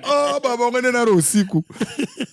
That's not a problem bo wadya here ndadya but nanenzara ndadya zvangu but I don't mind. Kwatoya heavy angasa baba ndiri mudheni kababa wangu ndamudheni handisiri kuboys kai kune vai ndatomudheni ndatoita awa nashata rutononesa ndatobho. Little do I know kuti King Labash was signed to Top Shatter Records as well. All right. But I don't know why he never gave me the ply or opportunity for me to meet up with Sid Fresh. I don't know. Because they were working together. He was actually the MC of Top Shatter Records. All right. You know what I mean? Shout out to the, do you know Labash? Labash is my brethren. How come he never mentioned about you? No worries. Mix and a shatter. That night I recorded, I think, 4 more tunes. Right. I'm going to 7. Siya 7 machune ndichizoperekedza 10 mangwana masikati ndichinomuintroducana nasekuru wangu achivaimbisa kuti amukomana uyu ndakushanda naye mukamushaya whatever he needs vaningina vake I'm going to take care of them in everything that you need. Big shout out to Sid Fresh. That guy changed my career and he changed my life. Right. In a real life. To be from the professional studio, professional recording, 1 album nakada 2 album mucareer mangu. Sid Fresh ndana ndio Top Shatter. Sinashe mtarisi ngachinja life yana nishati. Inini Sid Fresh is far much better than that to me. Because Sid Fresh, he wasn't loaded. He never had money. He never had a company or anything. Chekudaro. He was a person who loved music. Remember, he had a sound already in the Toyota Force. This guy, all he wanted was to elevate dancehall music in Zimbabwe and Africa because he was involved in sound system already. So he wanted, he had the same vision that I had. He wanted to be bigger than. Vanasida vanotombodyika mari ndo vakatisa mari muchinhu chikatovaburokesa because vakaisa mari muchinhu zvekutodaro but vanhu havanambobvira vatarisira profit from chinhu vaisipakwa nechinhu. I think tofanira kuvapa sando. They don't get to be mentioned a lot panyaya dzinotaurwa idzidzi. You know, we get to mention variko mazuva anaya vangoya musuno vangoti vanoti kune vanhu vakaita zvinhu izvi from sound system to taking the artists to the next level. Saka ndemubvunzo ndinawo Faikolos. Saka pamaita zvese zvamaita izvi ana big man vanga vari kuwana mugidhi vachiriona rimwe side here kana ndoti same time here kana kuti it's the same time. Patakatoenda Top Shatter Records, Winky akatomboshanda nesu ku Top Shatter Records. All right. You know, Winky had a sound called Dark Child. All right. Winky atoridzi. All right. Winky aitorova mangoma mbava taitoonana naWinky na rough mix Godfather Elder Templeman taitomixa tese tichitora pamashoulders but uyaifambawo nejini yakakananga uku uyaifambawo nejini yakakananga uku uyaifambawo nejini yakakananga uku and tasinambowanda so chinhu chatinambobvira tawana was airplay because we didn't need it at that time because already kwangu nemabhawa maclubs anga akawanda kwangu neAkis, Stinage, Tropicana, Chub, Jobs anga akawanda ende vanhu vemangoma vaingoenda kunzvimbo idzodzo panonzi pakuti kadikinya City Sports Center itwa naJabi. Jabi ndiye akari muridzi weChub night club. Saka zvinotoitwa imomo ndezvekubhawa proper dance kwete zvotakona izvo mafanisa hasi mafanisi but chinhu chiri kurerutswa neizvozvo hasi majokes but anongada kukanda question hombe hapana chimwe chinoda kubvunza anongada kukanda controversial question. Chii chakambokushaisai mukana kuti mumboite collab naWinky D? Chamunofungidza kuti chii chakaita kuti tisanzwe ku that collab? Well, to be honest with you, we never tried to have a collaboration and we're still alive. Only God knows we might do that collaboration. We might do it. Given the chance and opportunity, we might do it. I never reached out to him to do a collaboration. He never reached out to me to do a collaboration. So if it's going to happen, it will happen. Because people would really love that. I don't have a problem with that. Doing a collaboration, go back to my works, andana problem nazvo. Hapana ambotsvaga umwe kuti ashamwari ngatidai. Hapana. But zvinozongoitika. You know, music is a journey. You never know. Winky is a very private person, and ndikati ndomixana ende ndichinyepa. Andotaura naye pafoni ende ndichinyepa. Andisangane naye sterek kana kuri kushow. Ini ndinongouya kushow ndongorowa mangoma angu ndoenda. Ivo vanongouya ungota sei ungotooma ngoma avo. Hatisatambosangana in a space where we can say this is a closed room, he's there, I'm there. No.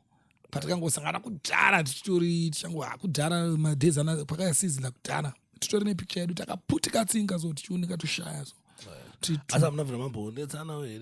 No, not even.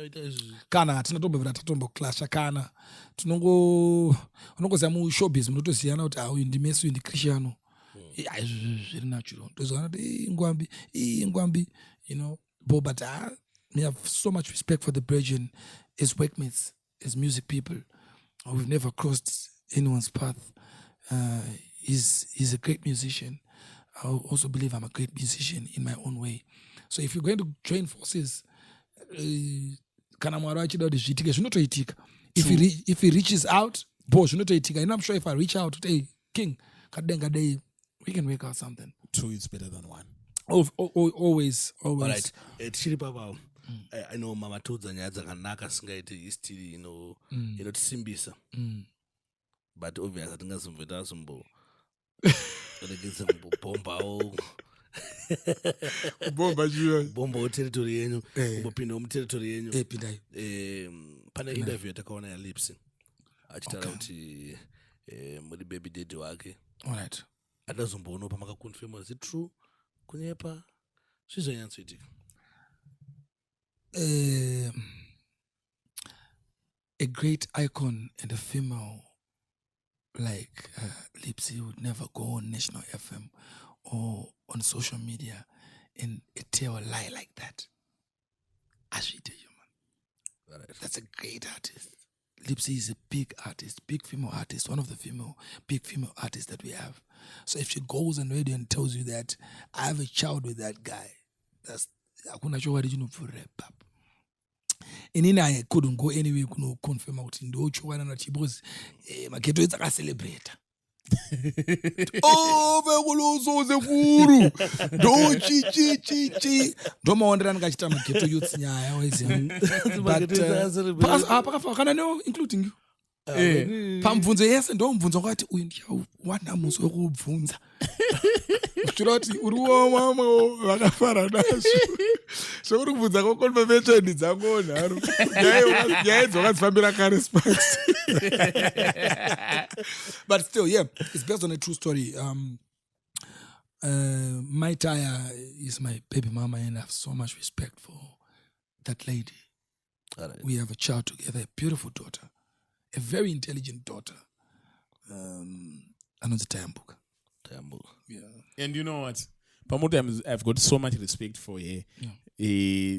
Not speaking on behalf of her, yes. But and this was what happens between you and it's basically none of our business. Yeah. But I could tell she's proud of you as a father because in Torreida, Dhadza. Yes. We have a great relationship when it comes to co-parenting. We you know, it's mwana is not chinhu chekutamba nacho. Kugadzira munhu muri two asi mafanisi zvinoreva kutoti vanhu ivava munenge makafambidzana makanzwanana makatodanana. Understand?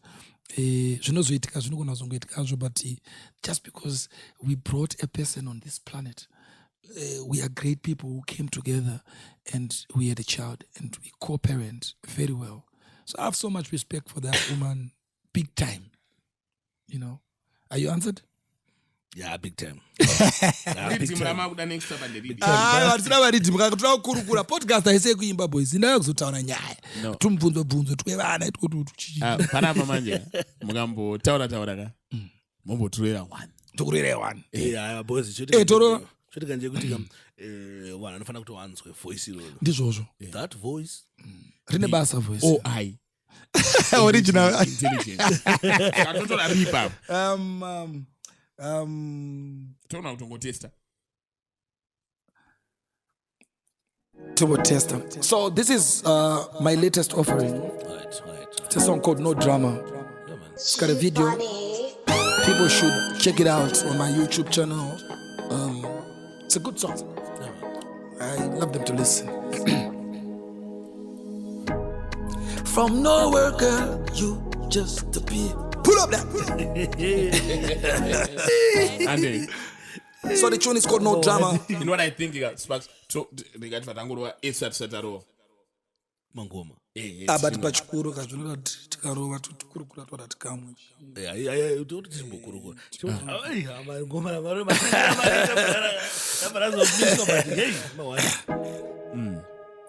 It's got no drama. So oh Lord, oh God, yo again. From nowhere, girl, you just appear. The next minute, you disappear. Oh, I clean up my eyes just to see clear. Soap up my mind, clear up my head straight. I don't want no drama, no drama. You can decide if you want go left or right, my girl. No drama, no drama. You can decide, better come make up your mind. Say you want me money, or you just a love fuck me style. Make up your mind straight, or you just a love the fame. You want become famous. Make up your mind straight. Easy the cars me a drive, or you love me a vibe. Make up your mind straight, or you see it. My charm and my look, girl. Make up your mind straight. I don't want no drama, no drama. You can decide if you want go left or right, my girl. No drama, no drama. You can decide, better come make up your mind. Don't put and in a marry and in a gonna set. Make up your mind straight. Diri kungo gunduru kadi chimborara mumazren. make up your mind straight. Ndine one pair ya boots ndakatova wo roots. Make up your mind straight. Kushikanzi dapera nasi ndakutemwa nemake. Make up your mind straight. My girl, from nowhere, girl, you just appear. The next minute, you disappear. I don't want no drama.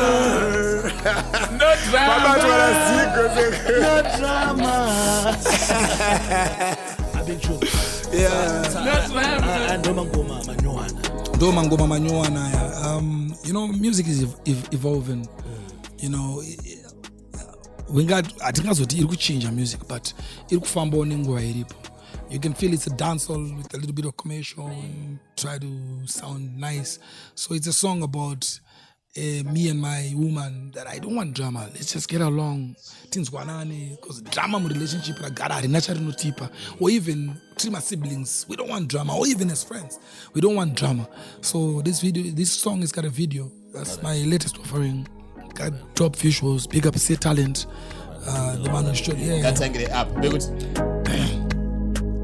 And in a gonna boots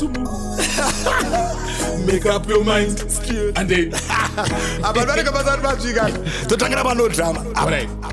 I don't want no drama, no drama. Pull up. Tears on the road. I don't know. Zigo. Kona machina nengatora na zigo tikatangira madauro.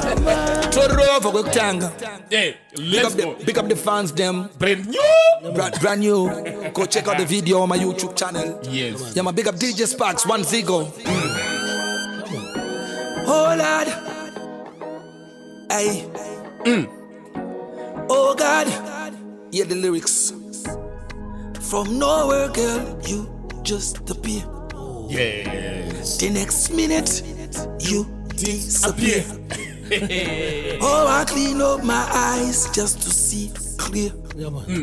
Soap up my mind, clear up my head straight. I don't want no drama, no drama. You can't decide if you want go left or right, my girl. No drama, no drama. You can't decide, better come make up your mind. Say you want me money, or you just a love for me style. Make up your mind straight, or you just a love the fame, you want become famous. Make up your mind straight. Is it because me a drive, or you love me a vibe? Make up your mind straight. Or is it my charm and my look, girl? Make up your mind straight. I don't want no drama, no drama. Arabo. Ore chiture shona. Oh, atopindire baba. Raptopinda. All right. Hear me now. Everybody just say make up your mind straight.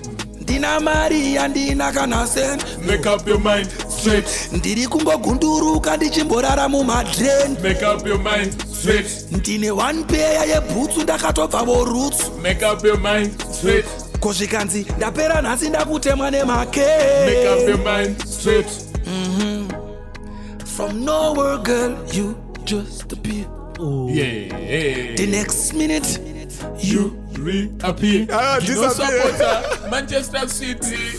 Make up your mind straight. Nango isina kumbopira yambo wina trophy. Make up your mind straight. I don't want no drama. No drama. No drama. Bro. Mabvunza question yekuti munofila sei kuziya kuti imimi ndimune muno inspire maka-inspire ma-generations. Because pane generation yana Gaspi ngauya. Yes. Now pane generation yana Master H. Yes. And I feel like Yes. kandiona kunge imimi ndimuno inspire futhi Master H. Yes. Even the way of performance yake unatsona kuti fabulosa. Yeah, man. Even the way intro yake unatsona kuti fabulosa. So I'm gonna feel say I'm so proud of myself. At the same time, I'm so proud of that youth. Because that youth is from Cheetown. I think it's 200 meters away from my house. So what people don't understand is me and Master H, we go way, way back. So mukaenda pa YouTube, mukaenda pa Facebook, pangu munotona ndine mavideo ndinaye mfano yoyo. Mukaenda pa panana Slim Dog, munotona ndinotombo mudedza kwana kumabashment anakina. Pesa pandangu wana mkana, akabudikira ndikangomuona chete daripo mfano yoyo. Ndati mtu yakuno. Master H is not new. Net singazvizive zvina. Amutsome because zvinoitika ndezvokuti maZimbabweans anoda chinhu chekutrenda. maZimbabweans ana history. Saka mukuti mudara kunyepeni. Aiyo. Vatozviziva autotaura chokwadi. Vana vazvizive sparks. No, antaura nekanga smile so. Unotoziva zvakanyorwa vakasmairika. Smairika kanotaura. Yeah, but mangu mashoko kasmairika. But you know what, Sparks? We need to educate this generation that's there now. Because they don't know where they're going. Because havasi kuziva kuti zvavari kuteerera zvikubva kupi. Inini what I think angu. Not casting any shade on anyone, including you. I just think kuti inini everyone knows kuti mentor wangu akandi Simons ndikambakwe. All right. How did they know? Unogara chitaura. So ma artist emazuva ano avakwanisa kutaura kuti inspiration iri kubva kupi. Alright. You know, ndoita problem nemunhu anotaura kuti zoni ndakaona inspiration kuna asataura nemunomu. Ndaita inspiration from Burna Boy andika but achimba ngedadza. Alright, so now the thing is now like what Flex H akati akaona inspiration kubva unani? Taura akaona munani? Chigo chanya yako steka. Aiwa ndakuipedzisa. Atinoona kuna Winky D. Kuna Winky D but achimba nge D Flex. Stara kajonze Flex. Aiwa ndiye wakutaura. Pana so anorwa nge D Flex. Okay, so now the thing is when you say inspiration, guys, let's get this correct. Inspiration doesn't mean kuti if Sparks inspires me. All right? Now we have to be like Sparks. I have to be like Sparks. Or if Sparks inspires me, ndo vandano tedzera chinoitwa naSparks, ndofana kutotaura kuti ndiye akandinspire. No. To a certain level, you know. He knows, we know. But inspiration goes different ways. Unogona kuchinspire wana Cristiano Ronaldo but uchitamba bhora kwa Messi. But inini ndo zita problem padayo. Waona platform yekuti utaure andika auchatauri muonemba kunge andika But- anemona imimi maona makainspire kutanga kuimba mangoma andika newangwana mataura andika but makazi makuimba sani Shango pamona mamention. platform motaura kuti chi handitonyari kuzvitaura izvozvo. ndimukona but problem yatinaona ufana mazuva ano andika panopiwa platform kuti achipewa sando kwairi juu havasi kukwanisa but isu hazvifana kuti affect akabosi No. aiwa imasviro Zvinoafecta zvinoafecta isusu zvinoafecta isusu ndozvanda kuti musaafecteke because chokwadi munee muchichiziyaka saka zvinoreva kuti uyo ari kukunyebera ika saka ari kunyepa kamukuzati ari kunyepa vanofanira kudzidza kutsiurwa isusu tiripo nozati simablogga takaya kuzoita sei takaya kuzoswatanudza industry zvafanana nekuti Takazogadzira Messi oti ndakainspirwa naShawn Michaels kana naThe Hawk anenge akainspirwa vese nawo maathletics yes but vese anenge masportsmen but hey aiwa hamana inzwai inini zvandofunga inini imimi kana muchizviona handiti, kana muchizviona muchizvitaura muchipupura hamusi mega munoona zvinhu izvi ngatisamirire kuti ari kuzviita azivise vanhu ndo zvaari kuita because already vanhu vari kuita sei vari kutozviziva. Inzwa Sparks, inzwa terera chakakosha kuziva handiti kuzotaura kwamuda kuti vaite kwatokusatsikidza zvinhu pamwe zvavasikakwanise kutaura nenyaya yekuti pamwe vane zvavari kuprotect handiti mentality yavanhu inosiyana Sparks. Inini I'm from a generation where I feel so proud about saying that I got inspired by ABCD because kutondiinspire kwakaita zvinoreva kuti handimbofanira ndakavakunda vanhu ivavo ndinotosvira kuti shamari dai ndasvika pana uyu meaning kuti nyangwe ndikazonzi nyika ikati ndapfuurira uyu kwandiri inini that person remains my hero. You get me? So the mentality is different now with the generations that's there right now. You understand? Payakashatira ndepekuti chirwere chinozospreada to the next generation ichauya after foot generation yavo. You understand? saka inini nazigo tiri pamishini yekugadzirisa nyaya iyi. Why? You know problem yekuitika mazuva ano ndeyekudayo nenyaya yekuti vapfana vasokwanisa kuacknowledge madhara avo akavainspire handika zvakusvika pakudayo mafanzi akatara kuti Dhadza apera handika kana kuti Master H ari kumberi darika Dhadza Master H achakwanisa kuti no guys musadaro Dhadza mudhara kuti wozika uchingori uri kupisa panguva yacho handika akaacknowledge imimi mafanzi ake haakusaisei.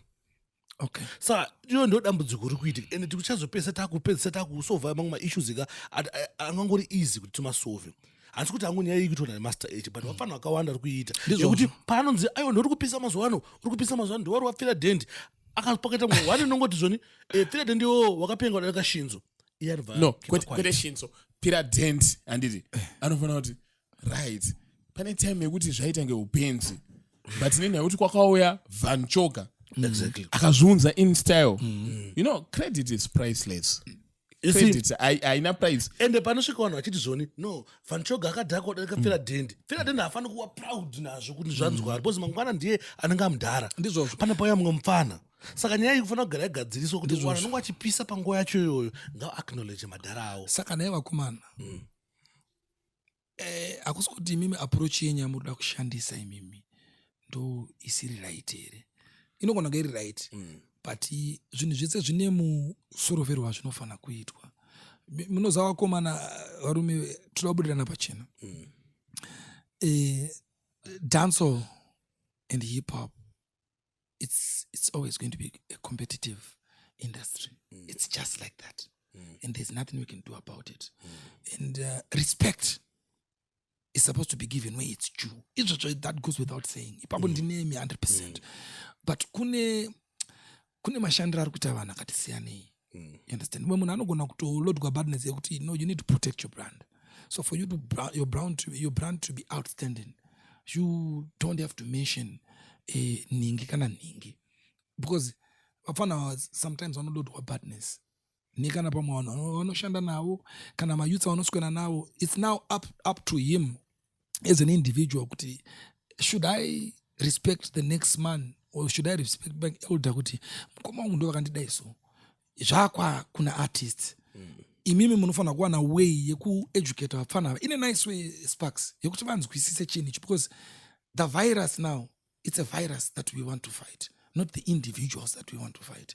We want to fight the virus and the virus yakagara iripo isusu tatatoyo kune vamwe vasikatombomentiona kuti ndakainspire vana ningi understand ende takatosiyana mugeneration yangu inini vangu mugeneration yangu mukatotaura nawo mundu unoti uyakaoma musoro isusu zigo hatina way yakanaka yatinganyorere vanhu kana bhuku hatina time iyoyo hatina nguva yekuti tingaunganidza vanhu tovaitira workshop handika ipo panapa ndo patinoga tangotira kuti kana wakainsipewa nemunhu dzidzai kurespect ini chondirwadza pain yandinayo inini aino zvaitika kumashure mangoma asati akufire before internet before even makambani achiuya achindosa knows the trenches andimukona but vafana vako mazuva ano handika zvawese usati akuzvitaura mudhara vanhu hakwanisi kungotira kuti uyu ndimudhara kuti vanotaura wani mudhara mudhara vanotaura chete wanobvuma wanonyengerera kutaura just because mafanzi ake anenge ari muchiki ndiye one chete ndiwingi d vanokwanisa kuti akanzi no ningu yanokunda wingi d handika iyano yachitira no aiwa wingi d ndi mudhara wangu why because ari kutyika mafanzi andimukona kwete kuti just because ari kutyika wingi d no ari kutyika mafanzi awingi d because anenge aine hasha kuti mudhara bhaibheri chairo uchivhura genesis unoona unopiwa genealogy Matthew weya achitanga Abraham akabereka Isaac akabereka ningi akabereka ningi zvinototibatsira that's why kuchinyorwa mahistory saka imimi are not the one to say this because zvinenge zva-self-saving andimona but isusu manje we stand as the watcher inini handina problem nazvo izvi inini ndofunga ndakaisa disclaimer pamasongs angu kuti munozviziva ndini ndotanga kutoti mudhara andazvo bcause ini ndozva ndiri mudhara ini handisizosekerera mudhara ndichiona wingi d achisaizwa wapfana ngawape wingi d respect yake andika kwete kuti ukanzwayo pachisazwa wingi d uri artist uri fellow artist wana wingi d wakafamba netsoka kubva kwayo wachienda kwakutsoko netsoka wachienda kupi unorekodha ndika kuti chinhu chinzwikwe ichi wakatraya kustrika une mamwe madeals wachienda maybe kune airplay vachikumbira kuti tiridzewo tiri kuridza mingoma iwe ongouya then wangosaiza madhara just like that pane chinhu chinonzi sound anditi as an artist you make yourself atikuramba but the sound yaunozonopinda it's a sound yekuti they are pioneers who walked before you ndakafarira statement rakataurwa naflex h achiimba pazimwe song antu tinotenda vakatanga kuimba vakanzi music ndeyechirombe iyi kuitira kuti isusu izvezvi tizopenya that's true saka ini ndoda kuti vanhu vamayouth even asati apinda nawo ngazive kuti unoona kurira asi panouya new generation ende zvonakidzawo sei uchiona iweweka usi kudaidzwa mashow usudaidzwa kumainterview andika but mufana ari kudaidzwa kumainterview nguva yacho ari kusvika wachiti bani mukoma Dhadza vanogona mukoma Enzo aishawo vakagona mukoma Enzo bcause ana Enzo aishawo pakauyawo wakauyawo neimwe skill yekuti yakavhura imwe way yemamwe madeals saka vanofanira kurespectwa true so now you can't force someone to respect someone. That's a fact. You can't do that, Sparks. The only thing you can do is just to make them know that respect is given to where it's given where it's due. No. Vafana vanga varespect ma-elders. But kandozva ndikuti musavamanikidze kurespect ma-elders. Imimi ndo pamuri kunokanganisa. Muri kuvamanikidza kuita zvinhu zvavasi kuda kuita. Vasiyei. Siyai vakadaro. Time will come. You understand? The world is watching. Everybody knows. My elders. You see now. No. Information atikutaurai toona tikuita takanangana varipo izvezvizvi but kune even vari kuuyawo vachizoona kuti no madhara aya ana Sparks vaya andika vaitaura nyaya iyi avakomana avo vakaregedza kuiteerera nhasi wapakati saka isu hazisi kufanira kuita same mistake yakaitwa navakomana avo isusu tikutomanikidza munhu kuti arespekte vakuru bcause kurespekta vakuru kutomanikidzwa unodei mwana ine usingamhoyeswa vakuru auzizive iwe nemwana iwe unotosaka nangomba muzigumana inonzive kune usingamhoyeswa vakuru iwe setoni inokubata-bata big time inokubata-bata big time hazvinamboshata ndinokunzwisisa iwo vakufanira kuita semunhu mukuru vanoti gudo guru peta muswe kuti vadiki vakuita sei in this case ukasapeta muswe manje uchadamburwawo uchatozoshaya muswe uyu andiwazviona kana vatotaura so vanenge vatoita sei vatonzwa let's not force them to respect their elders. Inini nditopedzerana inini ndikutaya kuti inini andikungwana inini ini ndiye ndiripo chiwaudza kusvika last day rangu inini andika rekurarama pana panyika esinongweza vanhu vasingarespect ma-elders au ndichagara ndichitaura ngomana rezimekedzai vakuru but nyaya iripo ndeyekuti nini mfana wangu wamataura andina pandakamboona pakandisrespect. No, handisi kuti mufana wenyu mufana yazongoupe kutanga panachitira neinspiration chi but haasi ega master h kana kuti haasi iye ega kuna namadviper vaitotimba andikuona zvaita mufana yava yokumaraini kwedu andikuona mufana Yokumarani disrespect disrespect aiwa tairiona ndiadinini saka ndowakafurira sister noti wakwapaidze skimbo no waishanda nasister ipapo squanda sparks Do you know- unotora zvinhu zvisa mumwoyo mandikudzi zvakaitwa paipaina ganso is a culture itori nemunhu anotodhisa vanhu zvokutodaro platinum prince aitodhisa vanhu madvipe aitodhisa vanhu but hazvireve kuti atori neruvengo no chinoitika ndikudewo kaitopinda nako kuti ndefaikolosa iwe wakaita chinhu andikona zvakafanira kuti ukamwa hwawa unofanira kuzosangana nemahwane ekumwa hwawa ndizvozvo ukamhanya uchidhiraivha unofanira kuzosangana nemahwane ekudhiraivha uchimhanya andika haungati iwe kumhanya ye180 andika woda kusangana nemahwane anosangana nemanhu anomhanya mu40 andikuona saka iwe kana uchinge uchidhisa vakuru unofanira kusangana nemahwane anomukona kana iwe uchifamba une utsinye uchiroya unofanira kusangana nemahwane anosangana nevaroyi yes andikuona alright kana uri fake prophet unofanira kusangana nemahwani Anosangana anosangana nemafake prophets kwete kuti kana uri fake prophet unofanira kusangana nazigo unasangana na zigo wazongana fake prophet ka usangana zigo saka iwe wafanira kuti iwe uri fake prophet andika but wosvika kuzosangana na zigo alright samwe uchasangana na zigo I think ipapo pagona wataura nevapfana vangu ava ini zvandiri kuita zvekulaudha zvandika ndinosangana zvinosangana nevanhu ayo ndapindere jimi wozoraundwa kana raundwa kana zvekutamba unogona sokuru exactly mapinda apa yao yao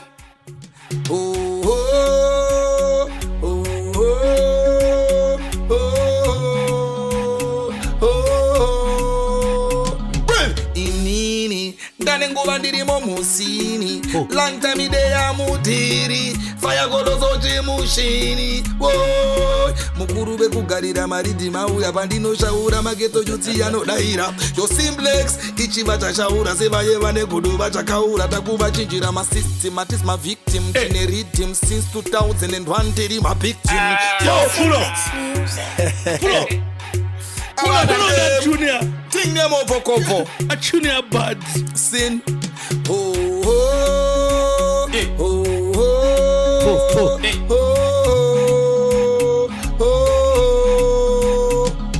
inini ndane nguva ndirimo musini long time ideya mudhiri fayakolosochi mushini boy mukuru vekugarira maridhi mauya pandinoshaura mageto jutsi yanodaira yo simplex ichiva chadaira sevaye vane godo vachakaura takuva chinjira masystem atis mavictim tine rhythm since 2001 tiri mavictim yo dirichize kurumoto pese bandasvika panobaka moto kopfokopfo pese ndovabvongera chimbotoboto ona vakuchamba sevatsika mtoto vamwe vachitiza vachivhura tobo woy tovapa maupfokopfo pese ndovabvongera chimbotoboto ona vakuchamba sevatsika mtoto vamwe vachitiza vachivhura tobo. Listen this.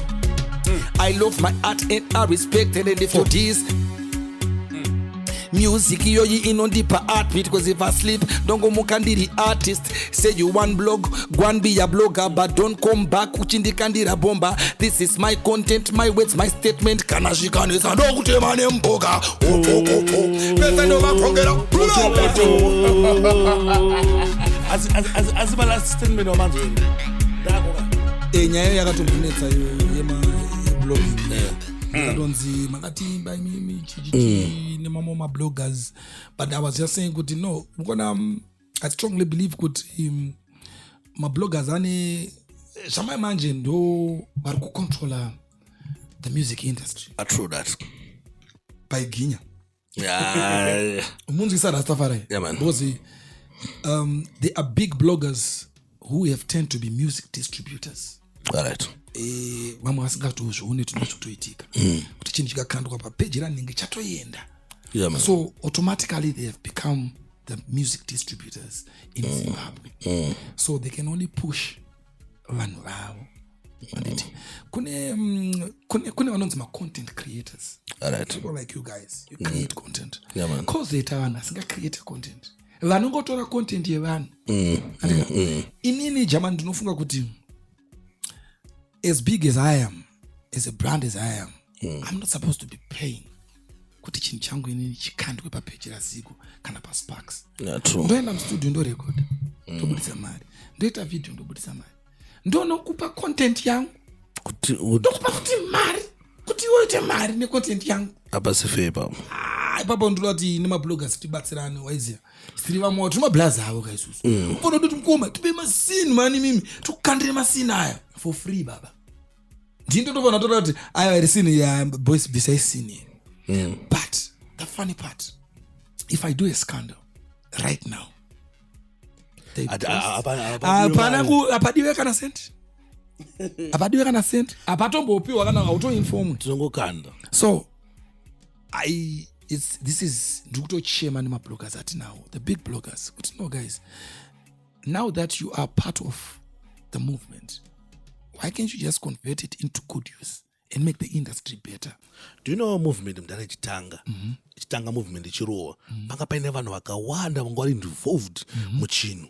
But vanhu vava vanacho vakawana, vanakuwana even sando ngonzi big up chibaba. Hapana. Zvokuti vanhu vakaneta, kuti even vana vanotogona vachitotsurwa navakadzowa kuti ndakambokutaura. Vane chigumbu vanhu ivava. Anomuona. So ndosakona pamwe pacho mangoma atanga adzikira. Why? Because achitanga movement kuna vanhu vakawanda.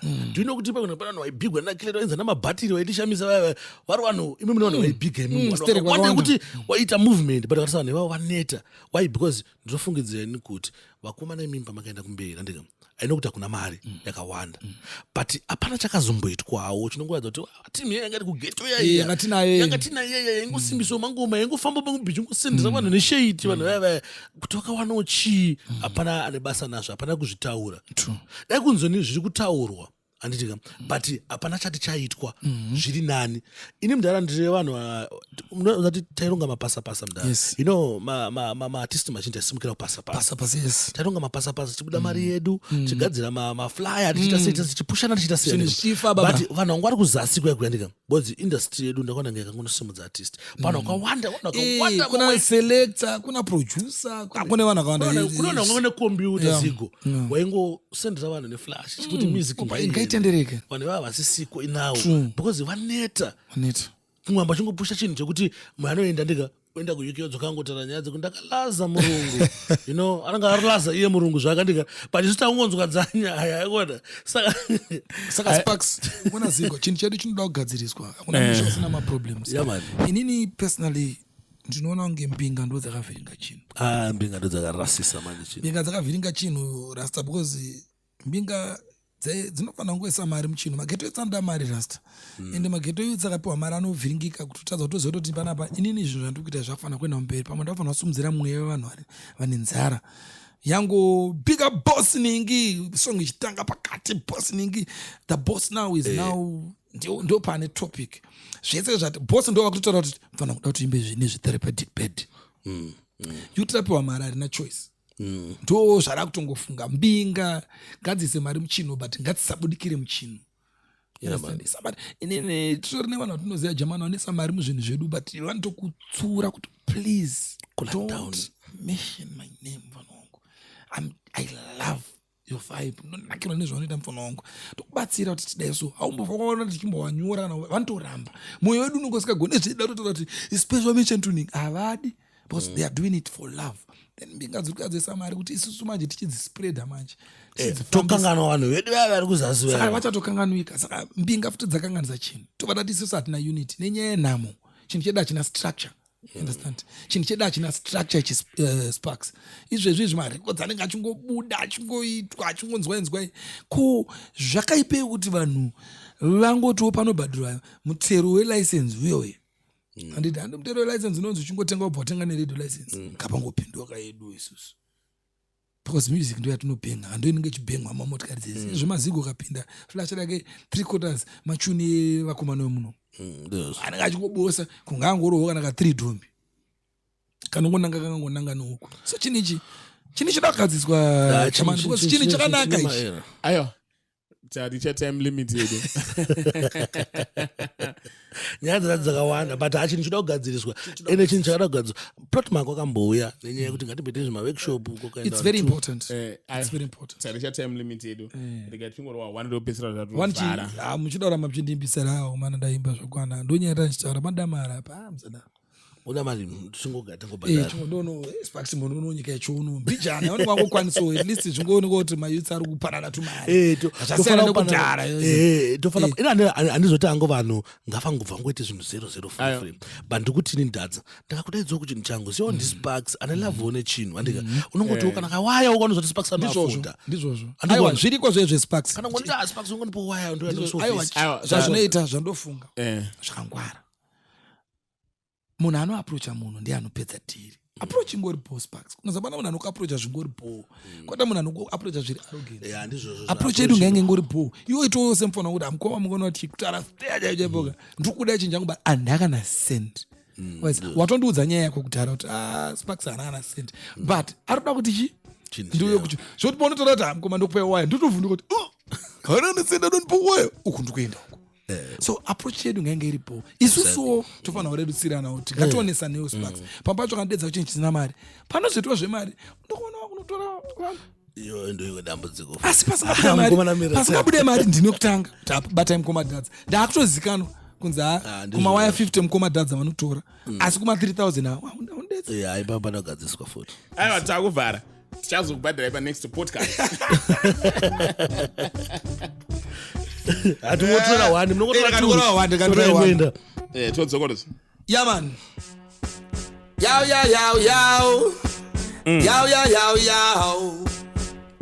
Hear me now. That one and him. Soon as me step on the place, man, I clean, come is walking up. Special guest on the list. Flashing lights, camera, action, oh. Check the girl, them sweet. Hey. All the girl, them sexy. Oh, all they wanna be next to me. Hey. I got my whole team, fire colossal. Yo, come let's party. It's the Bacardi, HMP. Do you see that shawty? Ooh, she too hypnotic. Yeah, man, when selection is nice, you gotta play it twice, Mr. Operator. This is selector. From the top, Yeah. Wow. Yeah. Thing name bubble and wine. You know what, champ? Tawananium. Soon as me step on the place, man, I clean, come is walking up. Special guest on the list.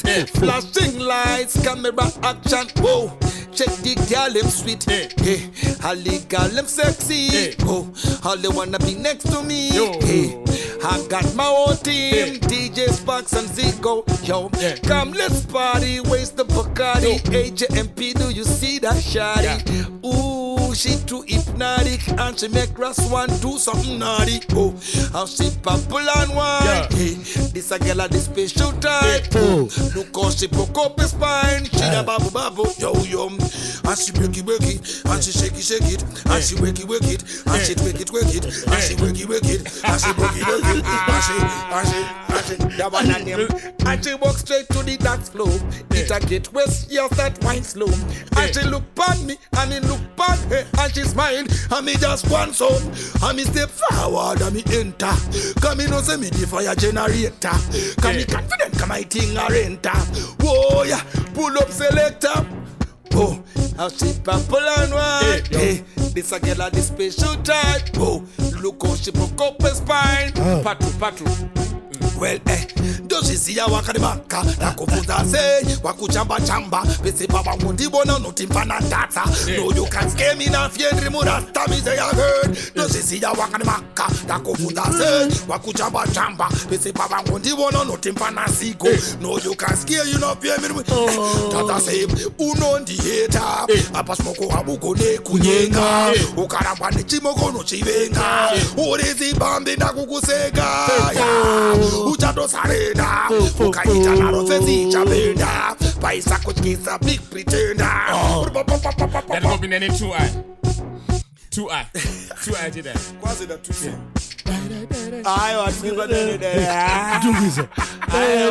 Fica do bebê do bem. O Dhadza say, je coupe ma chamba experimento. rasa madiba wanda mubedroom murukudi wande mamonya alipanze ale rasha nemikunge atikasadza nenu rasa dzima kendo apatore nyuwarina hendo rimwe racho rine zimasuru arinenge chitka changu nderizere mapengo ari kupwa mfana inasuda kupukanywa rasa ndirimuda kupukanywa musabude zvenyu uku munotswa itasedhikare pasi muti makudonetsa mapotayo rasa kwende idamunenaro manosikati makuita zveku unovacha vakabvunza naizvaita seiko babashumi kubva pamasvika makangokumbuka chi kungopinda mugedhi nekubhutsura boki kwakanaka tsarane nesviti vevikobonemezine dina kavinaromidome mufudze mkonyo mufudze mashoko wanopesa kunge moto mufudzi norova smatiri nepono dzakotwa somovela paita pandemic trumovela mayuti yakurova kukamakavela kokopina yankova pirarira jama nemati izi tochidzana mutakunanzva